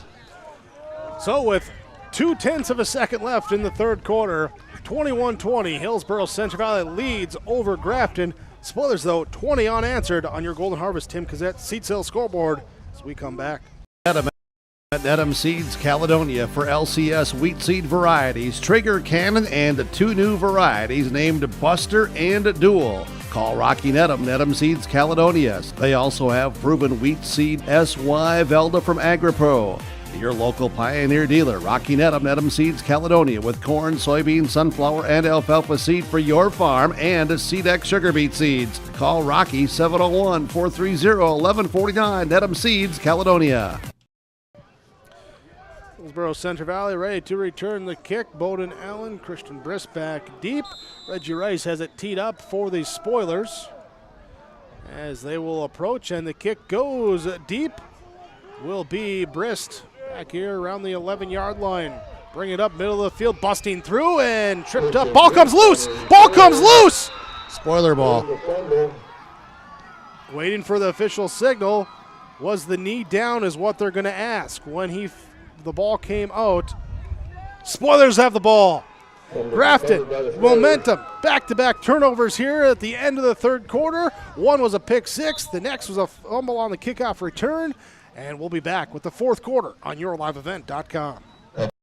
Here's Trail District Health Unit Administrator Brenda Stallman with a timely health tip for the women in our lives. October is a good time to take heed to that annual reminder of getting your mammogram. All women should be getting screened for breast cancer. Mammograms are essential. You can catch lesions that are far smaller than what you can see with the naked eye or feel with your fingers. So please take that moment to schedule your mammogram. Contact Trail District Health Unit in Hillsboro to learn more on breast cancer prevention during this National Breast Cancer Awareness Month. So a Tony Villarreal pick six. Missed PAT brings the Grafton Spoilers within a point. Ensuing kickoff, the Burros fumble on the return. 21-20, 12 minutes to go in this game. Spoilers back-to-back turnovers. They have the ball on the 46-yard line. Yeah, this Burro coaching staff doing a great job of staying positive and encouraging and reminding their players, hey, stay with this, go make a play now yourselves. Remember the Spoiler offense, their last drive, they were driving but fumbled inside the 10-yard line. As they come out from the left hash mark, 5 wide. Droog sends Villarreal in motion, left side to right side. Pitch pass goes out to him. He gets around the edge that time. Cassette chasing him down from behind. He'll rumble. Did the ball come out there? Nope. Just down to the 40-yard line, gain of 6. Fortman was in at defensive tackle there for Hillsboro-Central Valley to start this series. Is senior Jimmy Fortman along with Matson. You still have Allen and McRitchie on the ends. Cassette, they're at the linebacker spot along with Olson, Chenault, Thompson, Johnson, Halfley, and Buckholz in the secondary.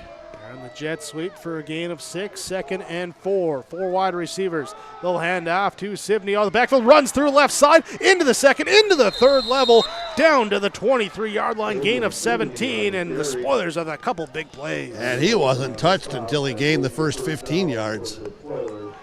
No, there is the first down. And again, the Spoilers only had the ball, for 2.5 minutes? A minute 50 in the third quarter, but Wow. They still scored a touchdown defensively and it pulled within a point. 5 wide. Droog spreading him out there as he takes a snap. Low snap, bobbles it, pulls it back, dumps it off to the right side, just gets it past the hands of Allen, the defensive end, with the hands up, but caught on that far side, and Baldwin will have a gain of 6. Yeah, good tackle there by Johnson and Buckholz, secure tackles. Shifty runner in Baldwin. You could watch his feet dancing there, tiptoeing, and 2 defensive backs, though, said, no, we're right here. We're going to grab and hold and rip you down. You hear a lot about receivers with those basketball moves out there. Well, Baldwin, he's got those moves out on the basketball court, too, so applying them on the gridiron as well. Now walking up under center, Droog with the split backs behind him. Will take it, run the toss play out to Villarreal left side, trying to get to the edge. Caught from behind by Matson. Looked like McRitchie set the edge. Matson caught him from behind. Short gain on the carry. Yeah, Cassette and Olson and McRitchie also there, but it was Matson, as he said. Now Fortman will come out, and we'll see Richter come in. 55 coming in. Of course, that's Riley Richter, the junior defensive tackle for Hillsboro-Central Valley. 3rd and 6. Grafton big up front, trying to lean on the Burros with that size up front. Empty set, trying to spread them out on this play. 3 to the right side. Back to pass. Droog looks, runs it, and throws behind Baldwin. Baldwin cutting in too quickly on that inside route. Incomplete pass. So it brings up 4th down and 6. 9:26 to play. Hillsboro-Central Valley by 1, 21-20. Every play now is going to get more and more magnified as this 4th quarter goes on with this score as tight as it is. 143 yards passing, 2 touchdowns, a pick on 16 attempts for Kyler Droog in this game. What will come out here on 4th and 6? Watch for Rice here. He's at the left side of the formation out there. As they run Baldwin in motion, they run it back to him right side. He's looking to pass. He throws it to Hansen and diving incomplete as the play design was there, but the pass had to rush it and just a little bit off the mark. Incomplete pass, turnover on down. Yeah, it was coming open, but it was the pressure of the defense of Hillsboro-Central Valley that forced Baldwin to throw that thing a little bit sooner than he wanted to as he tried to lead Hansen, but led him just too much, and Hansen gave that diving, sliding effort, but the Burros defense makes the stop and takes over on downs. Defense picking up the special teams there as the 19-yard line. So the turnover on the kick return, give him the ball at the 19. Lushik under center, I formation, 2 receivers right side. They run left side with Olsen. 1 through 1 arm tackle, then into a waiting bear hug of a tackle to bring him down on that, near inside that hash mark. Delgado there, along with Suda. Cruiser Burns was in the backfield. Right up to the 20-yard line. 27 carries, 107 yards, 2 touchdowns, plus 3 for 27 receiving for Landon Olsen here today. These 2 teams coming into tonight, each 2-5, with some recent games that just haven't gone all that well at times, and they're trying to bounce back here tonight and stop those slides. Spoilers on a 4-game losing skid, Burros on a 3-game. And a timeout by Hillsboro-Central Valley. Timeouts brought to you by Nodak Insurance Company, your Trail County agents with answers, Brad Richter and Nick Preston. Hillsboro-Central Valley leads 21-20, 8:34, 4th quarter on yourliveevent.com. For all your fresh floral needs, rely on 3R Floral on Main Street in Hillsboro. If you have an upcoming wedding or a special event, contact 3R Floral to help with your floral needs for the occasion. Call 3R Floral at 701-636-2000. You can also find other gift ideas for all occasions at 3R Floral, including wooden items from Barnwood Designs. Check out the 3R Floral Facebook page to see some of the great gifts available. If you can dream it, we can do it at 3R Floral in Hillsboro. Farming today doesn't always feel the same way it used to. Then again, some of it feels all the same. Maybe it isn't so much the jobs that changed, but how they get done. Now that's a different story. Everything got bigger and smaller at the same time. Insurance, accounting, and taxes can get complicated, so you need someone who's looking to keep every dollar possible in your pocket. Ag Country. 21-20, Hillsboro-Central Valley leading by 1 out of the timeout. They have it 2nd and 8. I formation, receivers each direction. Little handoff, and spoilers just keying in. Oh, they on spoiled Landon that. Olsen. Savigny, he and everybody else spoiled that. They read that the entire way off that left side. No gain on the play. Still 3rd down and 8. Here for HCV, McRitchie and Johnson will come in. Briston Allen will come out. Thanks to all of our sponsors tonight for making our coverage possible with yourliveevent.com. We hope that you please patronize the businesses involved, get involved with their organizations. At the very minimum, tell them thank you for what they're doing to allow you to watch and listen to this here again tonight with Your Live Event. Split back, shotgun set, back to pass, Lushik. Trying to set up a screen, fakes, and then just spikes it into the dirt. Oh, was it a fumble? Oh, it was okay. Now they say incomplete. Boy, he got hit from behind, Leshik did. They say the arm was moving forward and trying was. to dump it off that time. Kazette will get the target, but brings up 4th down there as the incomplete pass. The officials are just double checking here that the arm was moving forward and communicating through their microphones, of course, that all the officials have. So Fortman on to punt now. He's had some good ones throughout the season. Burrow's looking for a good punt here to flip the field. Standing back at midfield, here is Thompson. Here's the high punt and actually Burns. Big punt and by a Jimmy big Fortman. Roll. Oh my, from the 21 to the 21. Big left foot Jimmy Fortman.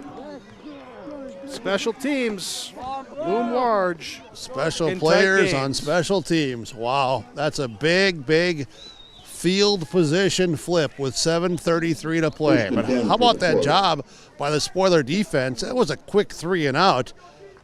Fortman, though, tried to help lift the Burros from special teams to their defensive unit on their side of the ball as it's 21-20, Burros by 1. Only burned a minute 48 off the clock. And 58-yard punt, though, brings the Spoilers back. They actually mark it at the 23-yard line. Drew in the shotgun set, the running back in play action, looking to the right side, going down the field deep.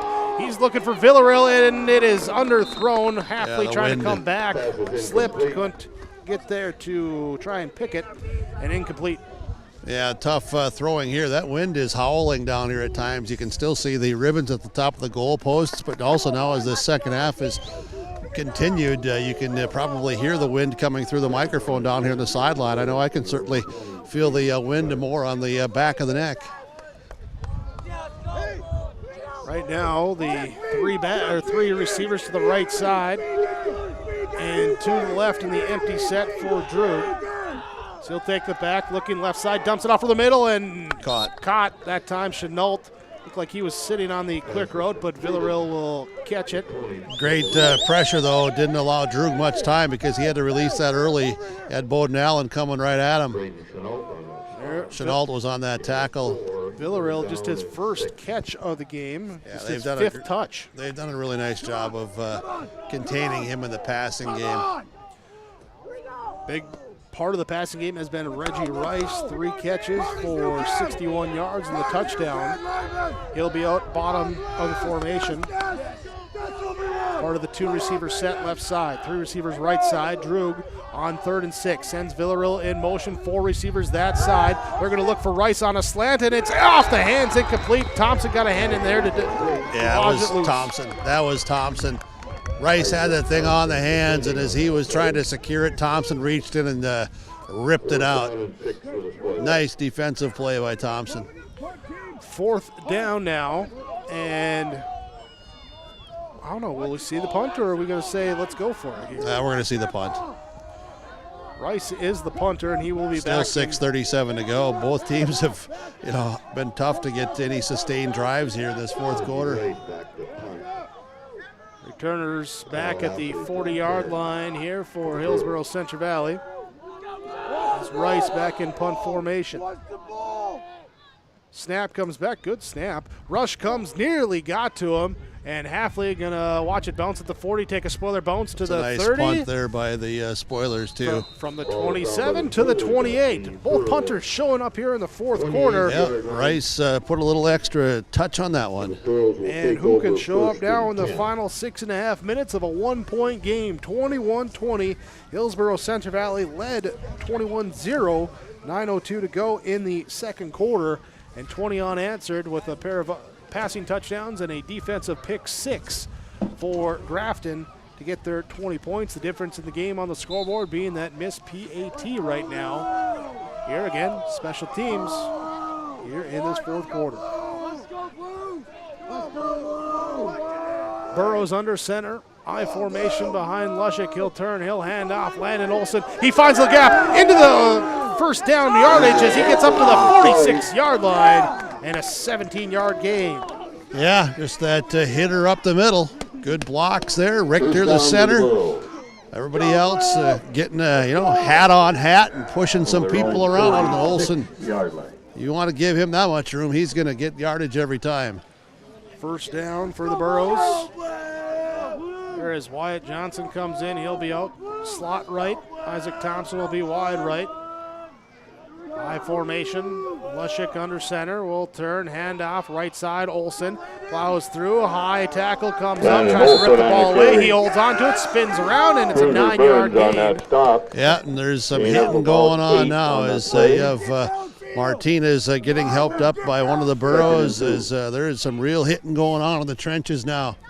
Senior night for the Burros, so you give it to your senior running back. You run it behind your in your right guard, your senior right tackle. You got your senior fullback in there as well, too. Relying on those guys to come up and make plays here in this fourth quarter. Well, Pastor Joe talked in the pregame show about the final 15. We're down to the final 5:20. Keep in mind, the Burros lead by 1. They don't need to score. They just keep grinding it out. Second down. They'll grind it to the left side. Landon Olsen tries, but in the backfield. Cruiser burns. He tries to rip the ball away, too. They say that Olsen was down. He did rip the ball away, and that's just keep going at it because he thought that maybe he landed on top of him, trying to rip it away, but it will be third down loss on the play. Really, really good play by Cruiser Burns and the football alert, football mind to say, hey, try to rip this away, take it away.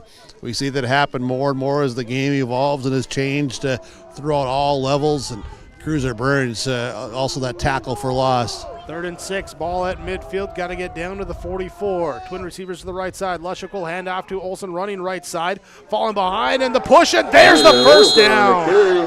Look at that. Jimmy Fortman, Richter, and others there moving bodies around. You had Eddie Silva, senior night.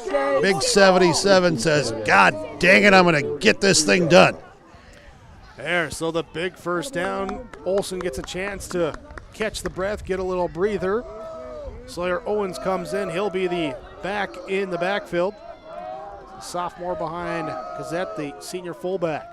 Lushik under center, turns, gives off to Gazette. He'll dive forward, down past the 40 to the 38-yard line, gain of 5 on the quick hitter. Yeah, and a nice little mix-up, too, because, Gazette's going to give you everything he can, and, hey, that's positive yards there.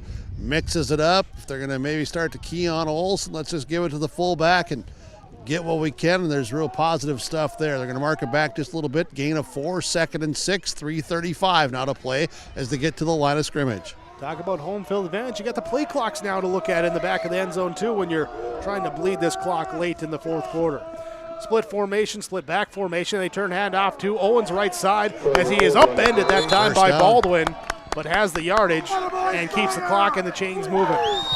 Sawyer Owens, it's a kid we've seen now for a couple of years on special teams, and they're giving him a little bit of the bone in the rock tonight to say, hey, young man, you got a senior in front of you that's had one H of a career, and we're going to give it to you a little bit and see if we can't start to butter the bread maybe for some years to come.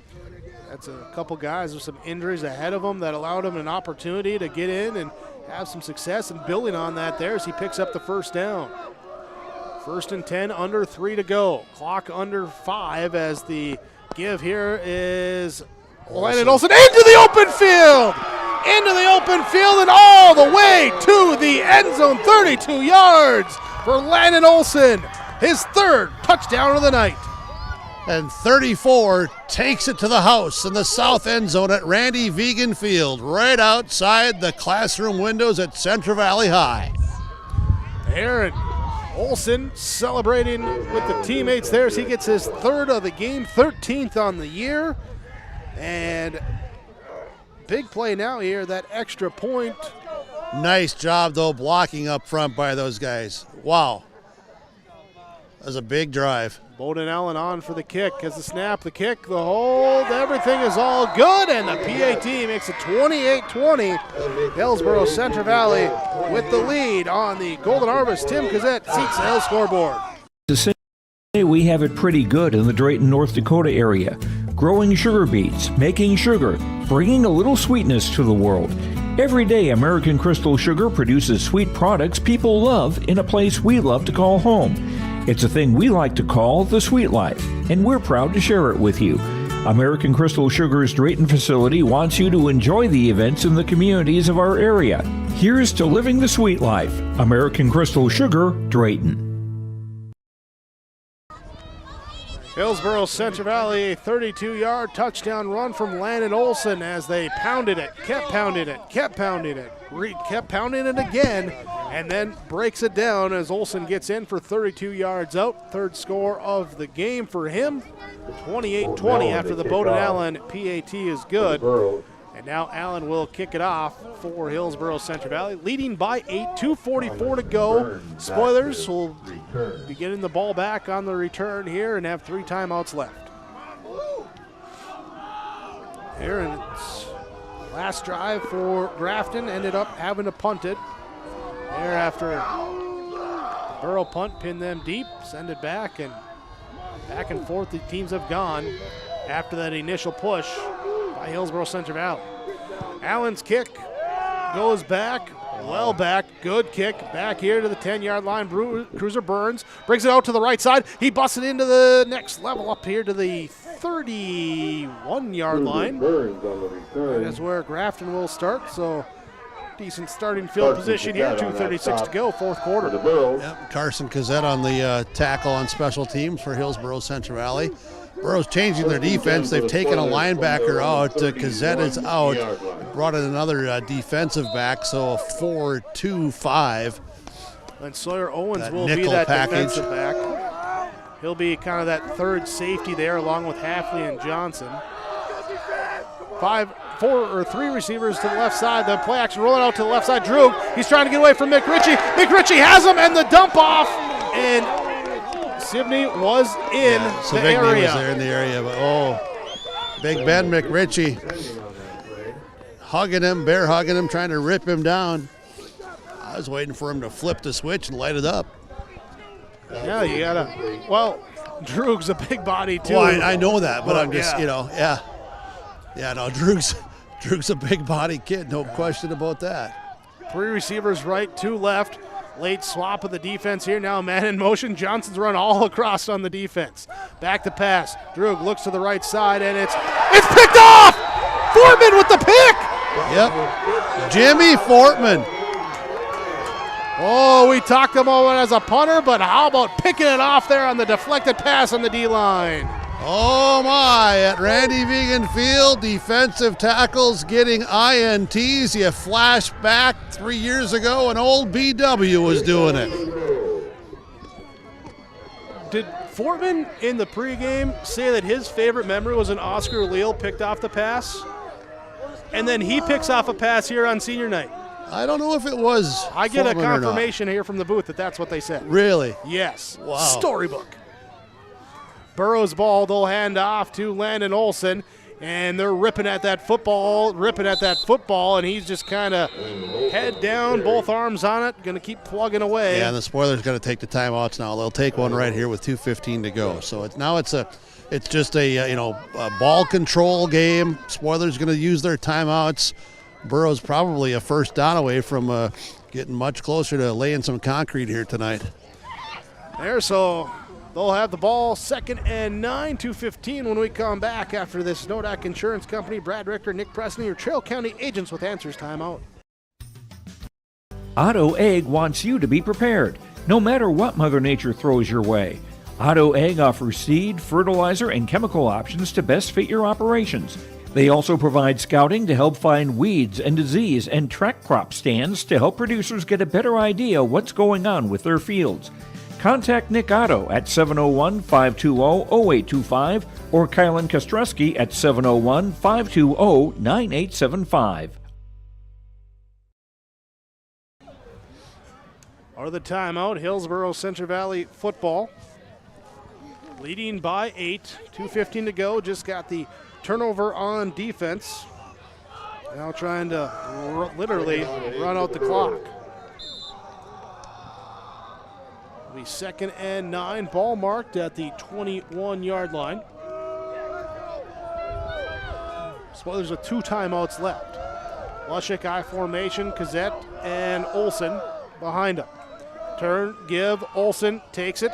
They're off the right side, and again, everyone trying to rip the ball out. Officials will stop it as his momentum is stopped. Timeout again by Grafton. Really nice job by Olsen there to just put those 2 hands, 2 arms, 4 arms, everything around the ball and protecting it. He knows what he's got to do here. 2:09 to go, fourth quarter. Timeout taken by Grafton. We take one as well. You'll want to check out the year-end discounts on trailers at Bloomfield Enterprises of Hillsboro. You can see the latest inventory online at bloomfieldtrailers.com. And you might want to think about ordering early for next spring, as well as looking at the new models of gooseneck trailers. Bloomfield Enterprises carries a full line of trailers from Big Tex and Flow. Call Larry at 218-368-7989 or Tim at 701-430-0877. Bloomfield Enterprises in Hillsboro. Timeouts from Nodak Insurance Company. Brad Richter, Nick Preston, your Trail County agents with answers. Hillsboro-Central Valley, 3rd down and 6 after the Spoilers take their second timeout of the game. Or of this second half, I should say. And Hillsboro-Central Valley looking for a first down here to try and run the clock. And they're in 2-down territory here as well. So clock and everything right now favoring the Burros, up by 8.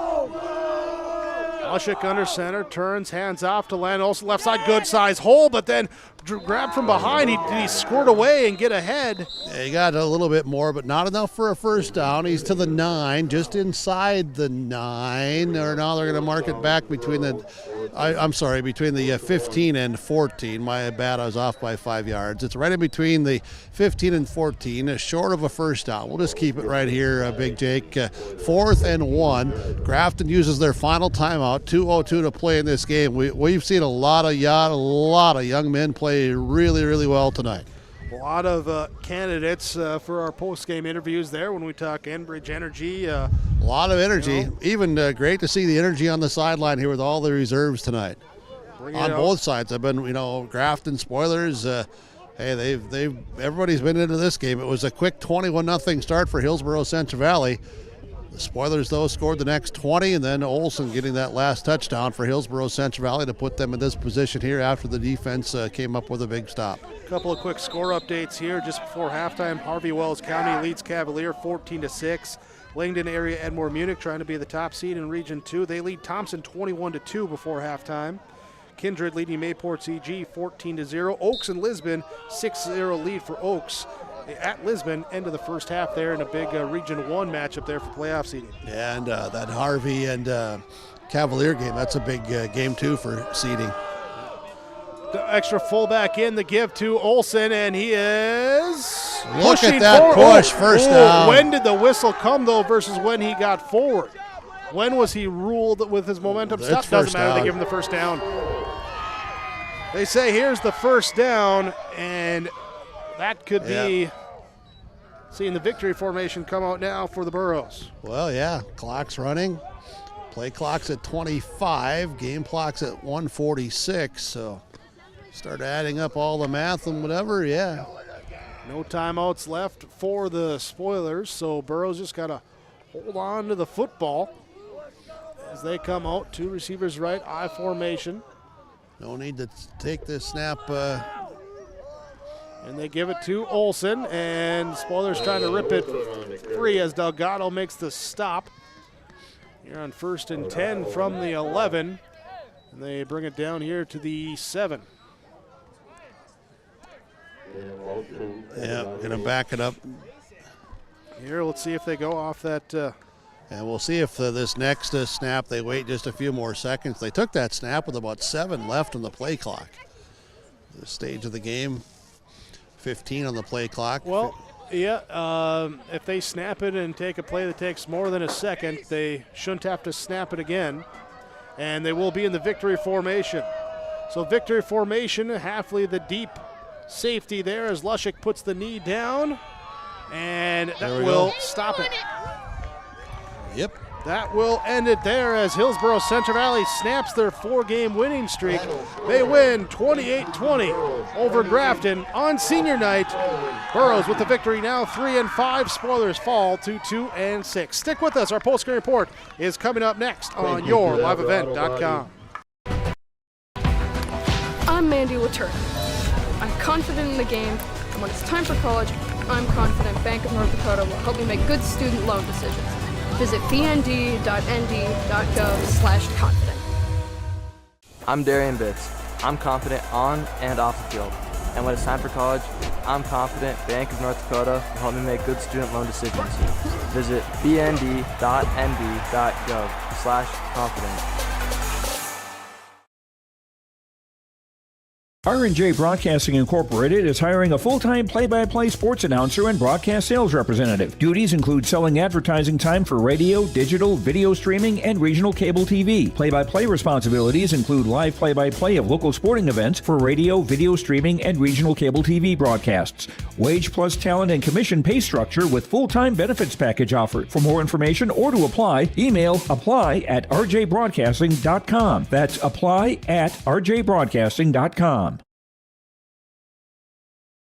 Central Valley Bean Cooperative in Buxton, North Dakota has adapted to the growing needs of the edible bean industry since 1982. Production of edible beans helps many growers in the Red River Valley make their farming operation more profitable. These growers are also producing a nutritious, high-protein food source, helping feed a hungry world. Central Valley Bean Cooperative in Buxton, with receiving stations in Hatton, Sharon, Larimore, Devils Lake, Wilton, Washburn, Lincoln, Peasic, East Grand Forks, Grafton, and Garski. Learn more at centralvalleybean.com or 701-847-2622. Hillsboro-Central Valley with the victory over Grafton, 28-20, our final score. Let's go down to the field before we get too deep into our post-game report. Here is Coach Mahonen with us for the Grafton Spoilers. Yeah, Dakota Heritage Bank post-game coaches conversation. Coach Mahonen, a loss here at Hillsboro-Central Valley tonight turned out to be a heck of a competitive game, a slow start. Your kids really played well, and at the end, the Burros made a couple more plays. Well, they did, and spotting them 21 in the first half makes it pretty tough to come back and win. But, I came out, wanted to get a turnover right away in the second half, and we did. Had opportunities. That fourth down play was there, just kind of an errant throw. It's tough. You make that play, it's probably different, but, we still had our opportunities to try to stop them at the end, and we really couldn't. Yeah, and credit your kids, though, for digging in and finding something to keep competing. Absolutely. Oh, my. That was the fight that I wanted coming in, and they absolutely answered the call. I thought up front we did exactly what we wanted to do. And I still think that we still have a lot left. And so, next week we got one more game, fortunately, and we can kind of see if we can clean that up and end on a good note. Also in this game, special teams became a big factor too, didn't it? Yeah, it really did. We got to force a turnover there on special teams. We had the miscue to start the game, which gave 7 points almost right away to Hillsboro. So it did. The punt game was good. They, that punt that they had, that was huge. And we had practiced the big leg all week, and we were just out of position a little bit, and 20-yard roll on top of it. That was tough. What do you got coming up next week, Coach? We got rugby next week at home to finish. Good way for our seniors to finish. Thought they played with a lot of heart today, and I'm going to ask one more of them. Coach Mahonen, thanks again for all your time. I appreciate the conversations on and off the air. Keep up the great work. You and your kids keep working at it and keep grinding, and good luck to you. Absolutely. Thank you very much. You're welcome. Coach Mahonen for Grafton. There with our Dakota Heritage Bank post-game comments, dhbanknd.com, the website with Dakota Heritage Bank with locations in North Dakota and Minnesota. Sharing our heritage, sharing our future, Dakota Heritage Bank. We'll be back with more of your post-game report after this, coming up on YourLiveEvent.com. When working on your water management solutions, call Chad's Excavating out of Mayville. They are your water management contractor, helping you with tile drainage plans, service drainage plans, or both. Remember, water management is a lifetime investment. Call Chad 701-430-0182 to get your water problem solved. For more information, follow Chad's Excavating on Facebook. For tile drainage and service plans, call 701-430-0182. Chad's Excavating out of Mayville, helping farmers grow. Almost half of the energy used in homes goes toward heating and cooling the spaces we live in. Energy Star certified heating and cooling equipment can improve your comfort while lowering electric bills. Through its Bright Energy Solutions program, City of Hillsboro offers rebates for a wide range of energy-efficient equipment like heat pumps and central air conditioners. You can also get a rebate for having your cooling system professionally tuned up. Call the City of Hillsboro to learn more about rebates or visit brightenergysolutions.com. Cutting Edge Ag connects your operation with first-hand expertise and industry-best precision ag technology from Ag Leader. We've simplified precision farming with powerful tools to maximize profit opportunities like never before. No matter the size of your farm or the complexity of your field activities, Cutting Edge Ag is your local partner for a more profitable future. Unlock a new era of farming success with Ag Leader and Cutting Edge Ag. Hillsboro-Central Valley with the victory over Grafton here tonight on yourliveevent.com. 28-20 your final score. The Burros with 21 to start the game. 20 unanswered scored by the Spoilers, but the Burros get a late touchdown, extended out, get a big turnover late, and they would hold on for the victory. 28-20, the final score in this one. As we're going to go down to the field shortly here with some of our players of the game down the field with Jim Berkmeyer. Enbridge, I bring the energy. Jimmy Fortman, big left foot. Jimmy Fortman tonight. Hey, congrats on the win. Great to see you smiling. Honestly, that was a huge punt and flipped the field, and that was part of a game changer here tonight. Yeah, that was. I was with the wind, just booted it up there, and it took a good bounce. You're so humble. It wasn't only the wind; it was the big left foot too, my friend. Thank you. Let's talk about the overall game. You guys came out, got your first touchdown, first quarter of the season here tonight, and jumped out 21-0. Things really going your way. Then credit Grafton because they found something. They came back, and then it was a real dogfight. Yep. We started off strong, and then they just came, and we didn't get it. But credit to our guys, though, too. We worked hard. We did. Absolutely. You guys worked extremely hard, did a lot of good things in the field tonight. Talk about that part of it where everybody was really doing a lot of good things. Yep, everybody. Even our linemen this week, too. It's great. Hey, defensive interception there, huh? Talk about it. All goes to Bowden Allen. He's the one who tipped it. And then I just saw it, grabbed it, went straight down, so I didn't fumble. And was it you in the pregame when they were talking about senior night of memories? Or were you talking about recalling somebody having a defensive interception? I got a punt return in JV. Yeah, it just went straight off the guy's helmet, and I scooped and scored it. That was awesome. All right, hey, congratulations on the win tonight. Good job, and go enjoy it. Thank you. You're welcome. Hey, and we have some T-shirts for you too, okay? So Big Jake's got them up in the booth. If you want to go over there by the press box, he'll drop them outside the window for you, okay? Some Enbridge, I bring the energy T-shirts, so get some teammates over here as well. All right, he's bringing the HCV Burros flag with him here and carrying it proudly tonight. Landon Olson, nice to see the pink gloves here too during October. And hey, absolutely. Talk about this one with my congratulations to you on the victory tonight. This one means a lot. It being senior night, it's their last real regular season game, and you just gotta want to go out on top.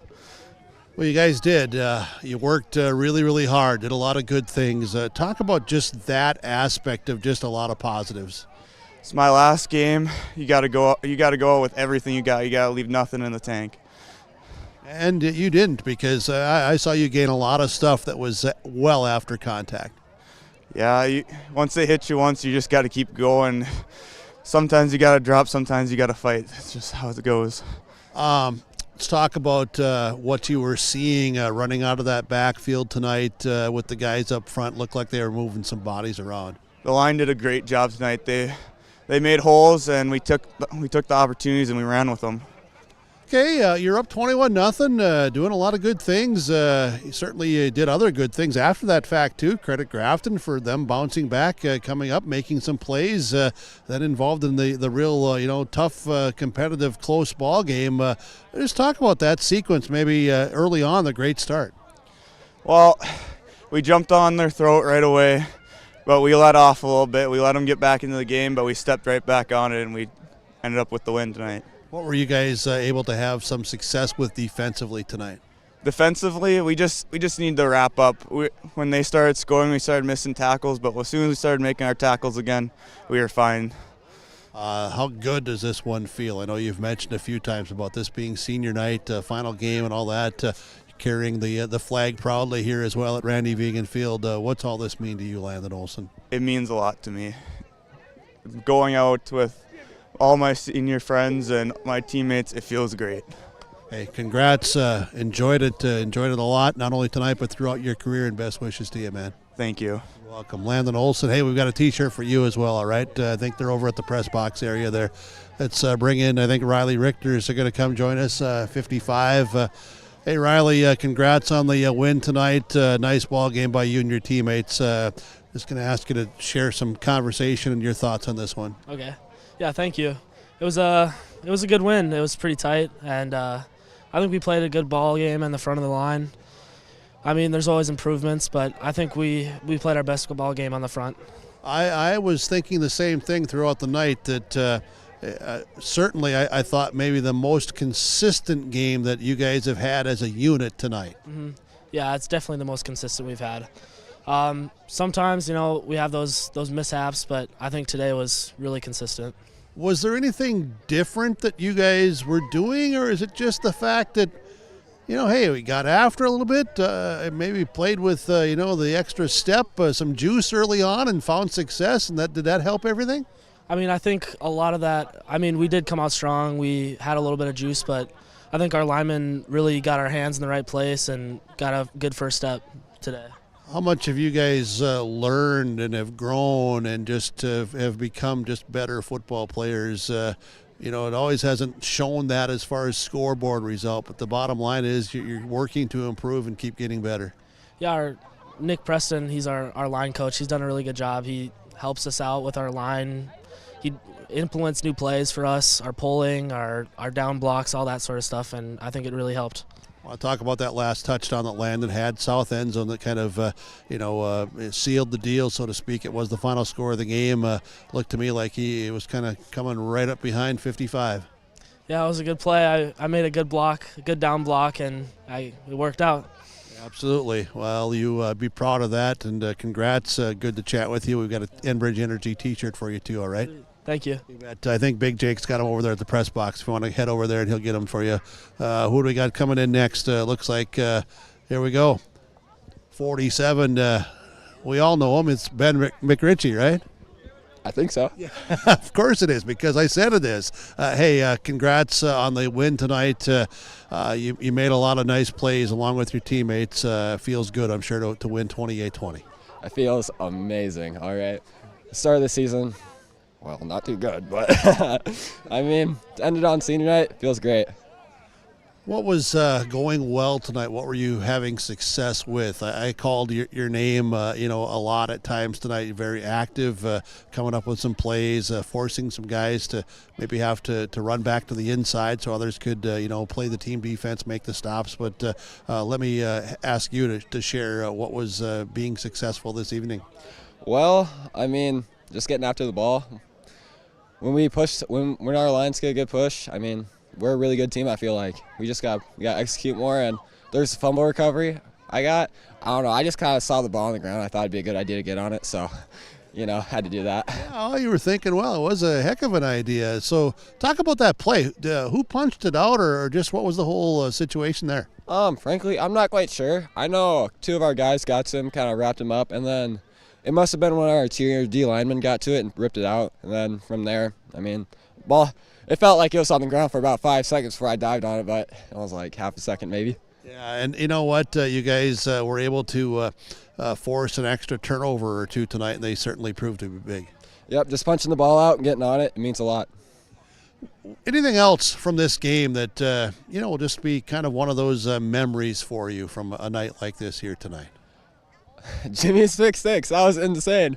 I was right there. I was jumping with him. I was yelling, Jimmy! I was hype. It was awesome. Yeah, absolutely it was. Hey, congrats on the win. Good to chat with you. We have an Enbridge I Bring the Energy shirt for you. Big Jake's got it for you over there at the press box. Just go underneath and he'll toss it down to you and wear it proudly. All right, thank you. Hey, you bet. Thank you, Ben McRitchie for the Burros. And all right, Wyatt Johnson joining us as well. Hey, Wyatt, congrats on the win tonight. Nice ball game. Thank you.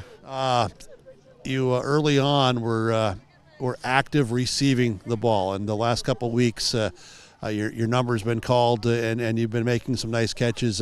Talk about that part of the game for you, and obviously it helps the team, but just your comments there is you're getting some receiving routes and getting some passes thrown at you, making some nice catches. Yeah.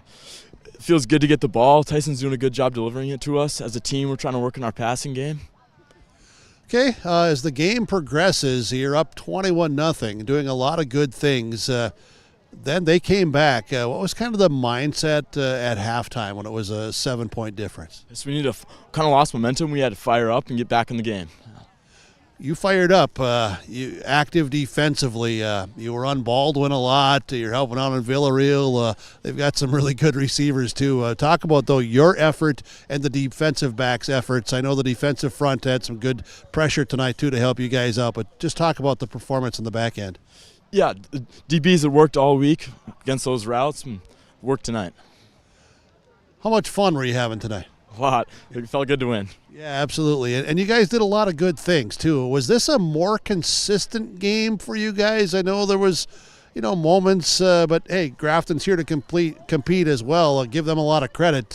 But was this a more consistent game for you and your teammates tonight? For sure. I felt like we finally put together 4 good quarters tonight. Hey, congratulations. Keep up the good work. Good luck to you. And we've got an Enbridge shirt for you as well, all right? Thank you. You're welcome. All right, just head over to the press box area and he'll drop one down out of the press box booth. And let's bring in 75 here, Mr. Matson. Jack Matson, hey, congrats on the win tonight. Nice effort. Thank you. Yeah. Yeah, you go ahead. You know the routine. You just start telling me about what the heck happened out there tonight. We had so much good blocking. Defense, we struggled a little bit pass coverage-wise, but at the end there we locked it down and we got some plays in the backfield. So there were moments in tonight's game that I thought the offense was running behind you and Cooper Broughton and Riley on that left side. Seemed to be at moments where it was 2, 3, 4 plays in a row. What were you guys getting done there? What allowed some of that success? It's our plays calls. We've been working on all our stuff all week, so throughout the season too, we've been trying our best to improve and sharpen every little small thing, so that really helped us tonight. The offensive line play was tonight among, if not, the more consistent game that you and the unit put together? I absolutely agree, yeah. Everybody did their job and we got the job done. Yeah, hats on hats and pads on pads, and you guys were moving people around. Yeah, there's some big boys. If they didn't get them moving around, we gotta really yell at them to get their dang job done. So, how about the defensive side? Talk about the effort there. Just what was going on, and again, you guys get the win. Obviously, you feel good about that. But how do you feel good about what you guys did up front to start with you and your defensive line mates? In some plays, we got in the backfield. I made a bunch of plays, going, tackling running back, putting pressure on the QB. Yeah. And then the other guys, though, I thought at times everybody was, if not in on the play, was allowing, and because of being in position, a teammate to make the play. Oh, yeah. That doesn't always happen. Absolutely. It's team defense. We got Jimmy and my brother putting pressure on, making the running backs go the other way so we can run back into our linebackers. So, yeah, we made good plays there. How about that older teammate, the smiling guy that's, I assume, he seems pretty quiet to me, Jimmy Fortman, not only punting the football, but he gets a defensive pick there off of an Allen tip, huh? How about that for your defensive lineman? That was incredible, man. It I bet it's a really hell of a way to end his senior year off. So. Yeah, absolutely. And, this was a fun night, wasn't it? I mean, it helps, but it was a fun night. And, I'm going to say this in a complimentary way. And I've made the comment before to some people, well, geez, I just don't always see the emotion. But tonight, by God, I saw some emotion out there. Yeah, it was, our morale was super high. Everybody was yelling and screaming, and we were having a lot of fun out there. So. Well, the game comes with having some fun and getting hyped up, showing that emotion. It's part of football, man. You know that. Congrats, and keep working hard. Good luck to you. I know I bring the Energy Enbridge shirt for you as well, right? You go over there and Big Jake will toss it out the window, and you wear it proudly. All right. Thank you very much. You're welcome. Thank you. Jack Matson here along with the rest of the Burros. Enbridge, I bring the energy here on the postgame show with yourliveevent.com. Hillsboro-Central Valley wins tonight 28-20. I am hopeful we'll still be able to talk with Pastor Joe in just a moment. Heritage Bank, we know your schedules can get hectic and you don't always have time to get to the bank during regular banking hours. We make it easy for you with mobile banking, online banking, and bill pay, services that we offer for free. This is Michelle with Dakota Heritage Bank, inviting you to do your banking with us anytime, anywhere. Just go to dhbanknd.com or download the mobile app for convenient on-the-go banking, serving you with locations across North Dakota and northwestern Minnesota. Dakota Heritage Bank, member FDIC, equal housing lender.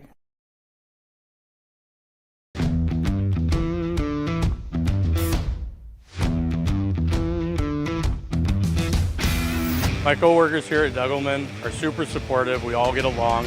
Makes for a really easy work day, easy work week. From day one, I felt like it's been a big family here at Degelman. Our culture at Degelman is really second to none. It's truly a family atmosphere. It feels really great to be a part of a team that is building some of the toughest equipment in the farm industry.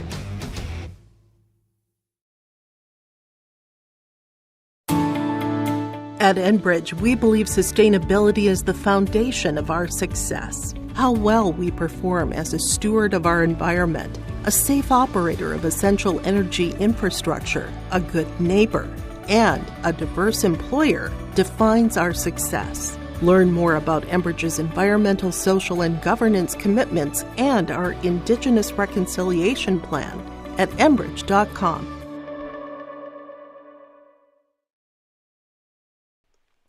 Post-game report on yourliveevent.com. Hillsboro-Central Valley with the victory, 28-20 over Grafton. We're going to try and grab head coach Pastor Joe Johnson for Hillsboro-Central Valley. Have the senior night meal and things going on inside the school too, so may have ran out to do the duties for that. We're going to try and get him here if we can. In the meantime, though, let's talk our post-game connection in the Borough 28-20 victory over Grafton. And Halstead Telephone Company, they are how to connect. Here you can be connected and discover local reliability you can trust with Halstead Telephone Company online, halsteadtel.com. Post-game connection in this one, we're going to go with the connection here for Reggie Rice, as he had 3 catches for 61 yards and a touchdown. Had a couple of nice high-point ball catches there for 24 and 34-yard gain. Had a 3-yard touchdown catch as well. Reggie Rice, he was connected there with his quarterback, Kyler Droog, for the Grafton Spoilers. In this one, that is your Halstead Telephone post-game connection here tonight. Precision plays. Precision. Ooh, let's talk James Fortman.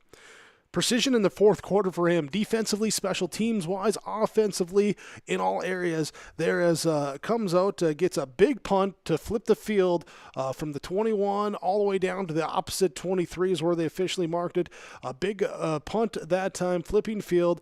Gets a interception on defense and then helps on that offensive line there at that right tackle, really move the pile, push the pile, pick up some first downs for his rushing, or pick up some rushing lanes for his running backs to pick up the first downs. There he was working with precision there in that fourth quarter. James Fortman, your RDK Enterprises precision player of the game. RDK Enterprises online, planterdoc.com. That's planterdoc.com. They wish everyone a safe harvest season from everyone from the farmers communities, everyone driving driving. Remember, be safe, watch for the vehicles and the implements on the road, and everyone have this be a good harvest season.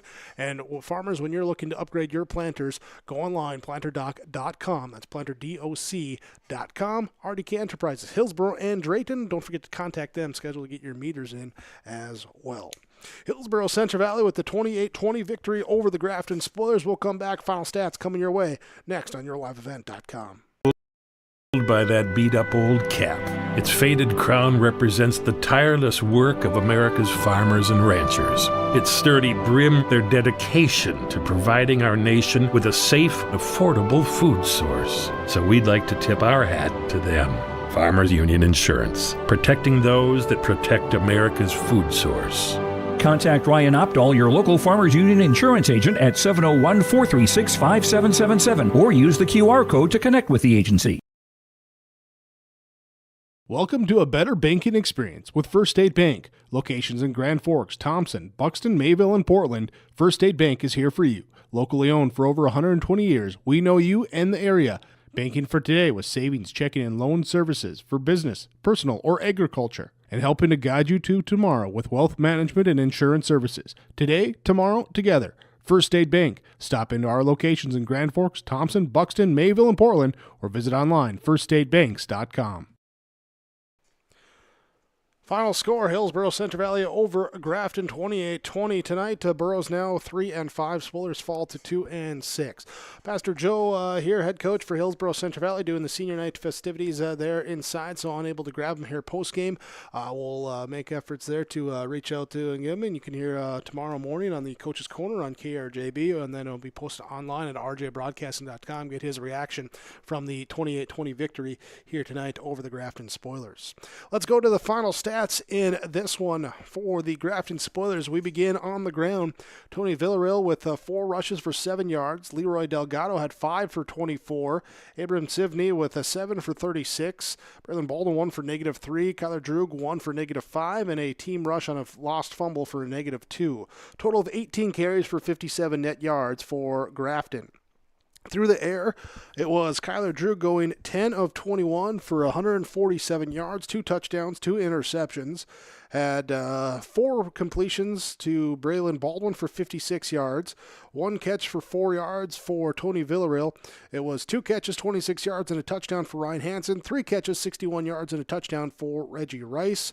Braylon Baldwin also 0 of 1 passing here today with an incompletion. So a total of 10 of 22 passing, 147, 18 rushes for 57 yards, 40 plays of offense for 254 yards, had 4 turnovers in the game, 4, 5, 6, 7 first downs, 3 penalties in the game. Scoring plays were Reggie Rice, 3-yard touchdown catch, Ryan Hansen with 11-yard touchdown catch, Tony Villarreal with a touchdown interception return there for the Grafton Spoilers. Also, it was Abram Sivney with an interception, and Suda and Thomas would share a sack here for the Spoiler defense. That's the Grafton Spoiler statistics in the game. Let's go down to the field now. We do have head coach Pastor Joe Johnson join us with our post-game coaches' comments here, brought to you by Dakota Heritage Bank, sharing our future, sharing our heritage, dhbanknd.com, as Pastor Joe on the field with Jim Birkmeyer. Yeah, Pastor Joe, congrats, 28-20 winners over Grafton senior night. There's a lot of good things about tonight, and let's just begin with probably feels good to get the W. It does feel good to get the W. Important for our seniors to get a win on senior night. It's also important for our young players to go into the offseason. We got a game next week against Oak Grove, where we'll be playing our varsity but also our JV in that one. And this was our last official game of the year. So having some momentum going into the offseason is, like I say, it's important to make a memory for those seniors. Also important to have that momentum for the younger players going into the offseason. You know, and just want to compliment, I just thought there was just a lot of really good emotion tonight by the team, the entire team. Yeah, we noticed that too, and really coached the kids on it this week of no matter what your role is on the team, you can be an encourager and to bring intensity. So we focused on that all week, and I felt that difference too, Burke, and I'm proud of all 51 kids that we have on this football team. I made the comment, I apologize to you of not intending or desiring, but you set me up by sharing in the pregame of the final 15 and using that as some motivation through the week. You guys got the ball back with 5:22 to play. I said, here is their final 15, and the kids really responded. That was exactly my thought too. Was if we can eat up this clock, it's important to get first downs. And as you could see, you know, we'd had trouble throwing the ball, and so we were keeping that ball on the ground, keep that clock ticking, and needed a couple of first downs. And we used all of our downs to get it. You know, it was a lot of third downs, fourth downs, and obviously in that situation, we're gonna trust our best player, and that's Landon Olson. And we relied on him all year, but we really relied on him tonight, but especially in that drive was we were going to give it to the workhorse, and he got the job done. The kid has run hard his entire career. I thought tonight, though, that he recognized at the moment here at Randy Vegan Field that I'm a senior. This is the time, this is it, and he certainly can hold his head up high. He certainly can, and he's third generation of playing on senior night on this field. His dad and his grandpa at the game, at every game, they're big supporters. His whole family is, and you know, it's kind of a cool, I mean, it is a cool, it's not kind of cool, it's a really cool tradition, and we've been committed to this co-op all along, and I'm glad that we get to be a part of both Hillsboro tradition and Central Valley tradition. That predates the co-op, and not just Landon tonight. Every one of those seniors, every one of those players. It takes all 51. It certainly takes all 11 on the field. But like I said, we really leaned on Landon tonight. I asked some of your players this. I'm going to ask you this. Was this the most consistent? I'm not saying it was every minute was solid, but was this the most consistent game, closer to a full game, you guys have had this year? I don't know that I can say that with certainty, because there were times that we let our guard down. We came out with our foot on the throttle, and then it felt like we coasted for a while. And you know, and I'm not blaming the kids for that. That's a part of the way football works. We had all the momentum at the beginning from the opening kickoff, but when that momentum swings in football, it's tough to get that momentum back. And our kids responded even when we had those stretches where we weren't getting stops or we weren't getting first downs. They still ended up responding and making plays when we needed to. And you maybe have the stats, but some of those fourth down stops were really big. And then we converted fourth downs, and we've been talking about that all year, that we've been losing that battle, and we must have won that battle tonight.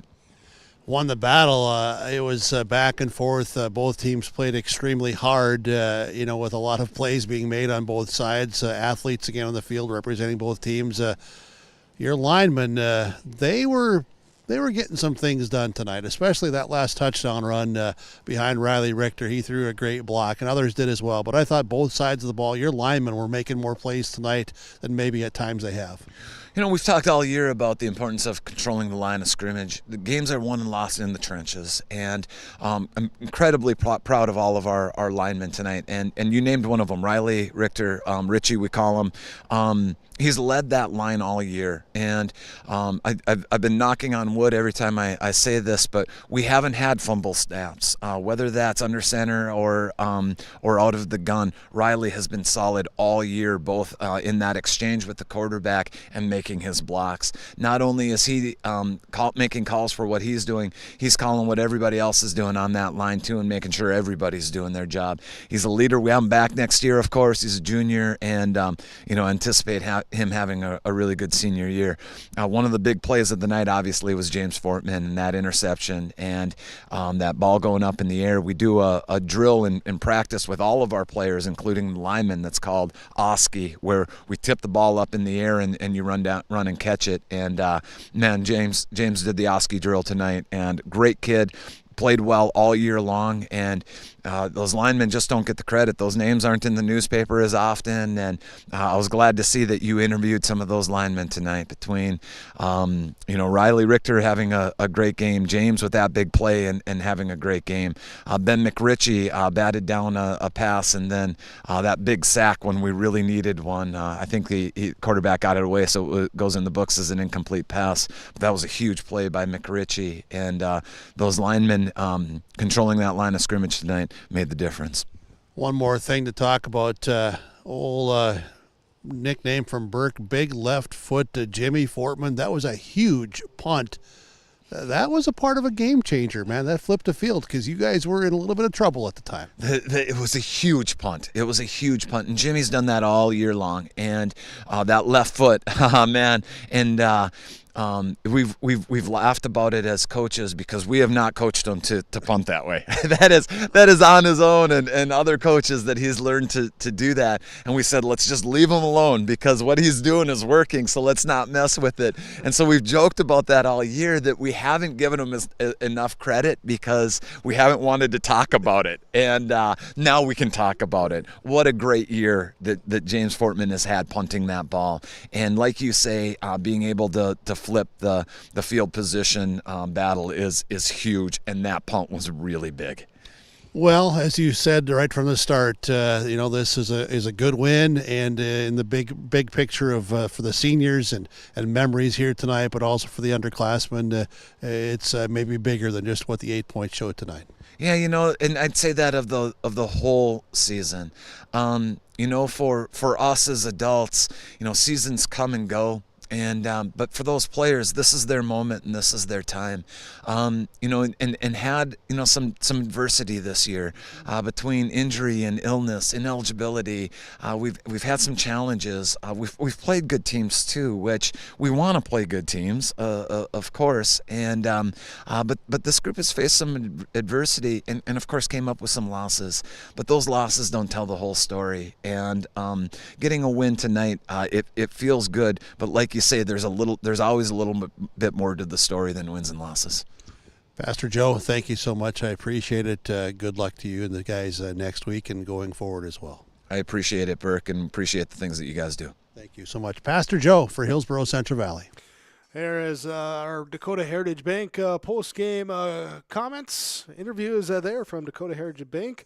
It's the Hillsboro-Central Valley Burros with the victory, now 3-5. Spoilers fall to 2-6. Burros go into the weekend here with the win. Always good for a weekend. Hey, if you're looking for a good weekend activity as well, too, the Lost in the Maze, Corn Maze, and Pumpkin Patch running Fridays to Saturdays through October 29th at the Red River Valley Fairgrounds in West Fargo.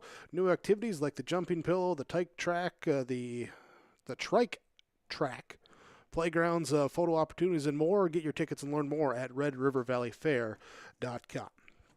Well, here, last thing to do, go through our stats for Hillsboro-Central Valley. Final team stats for the Burros in this one. Landon Olson, workhorse tonight. 38 carries, 187 yards, 3 touchdowns on the ground. Caden Kazette, 3 carries, 6 yards, and a touchdown. Tyson Lushik had 4 for 15. Kyle Hapley, 1 for 17. Christian Brist, 1 for -3. It was Sawyer Owens, 3 for 8, and a team kneel down for -1. 51 carries, 229 yards on the ground for Hillsboro-Central Valley. Through the air, Tyson Lushik was 6 of 12 passing, 51 yards, 2 interceptions. Completed 3 for 27 to Landon Olson. Touched the ball 41 times tonight here on offense. Wyatt Johnson had 2 catches for 19 yards. Christian Brist, 1 for 5. 229 plus 51. Here is 280 yards of offense here tonight for the Hillsboro-Central Valley Burros, as we get that in the book correctly. They had 3 turnovers, 1, 2, 3, 4, 5, 6, 7, 8, 17 first downs in the game for Hillsboro-Central Valley behind that rushing attack in this one. Scoring plays, 3 touchdowns for Landon Olson, 1 8 and 32 yards. Caden Kazette with a 1-yard touchdown run.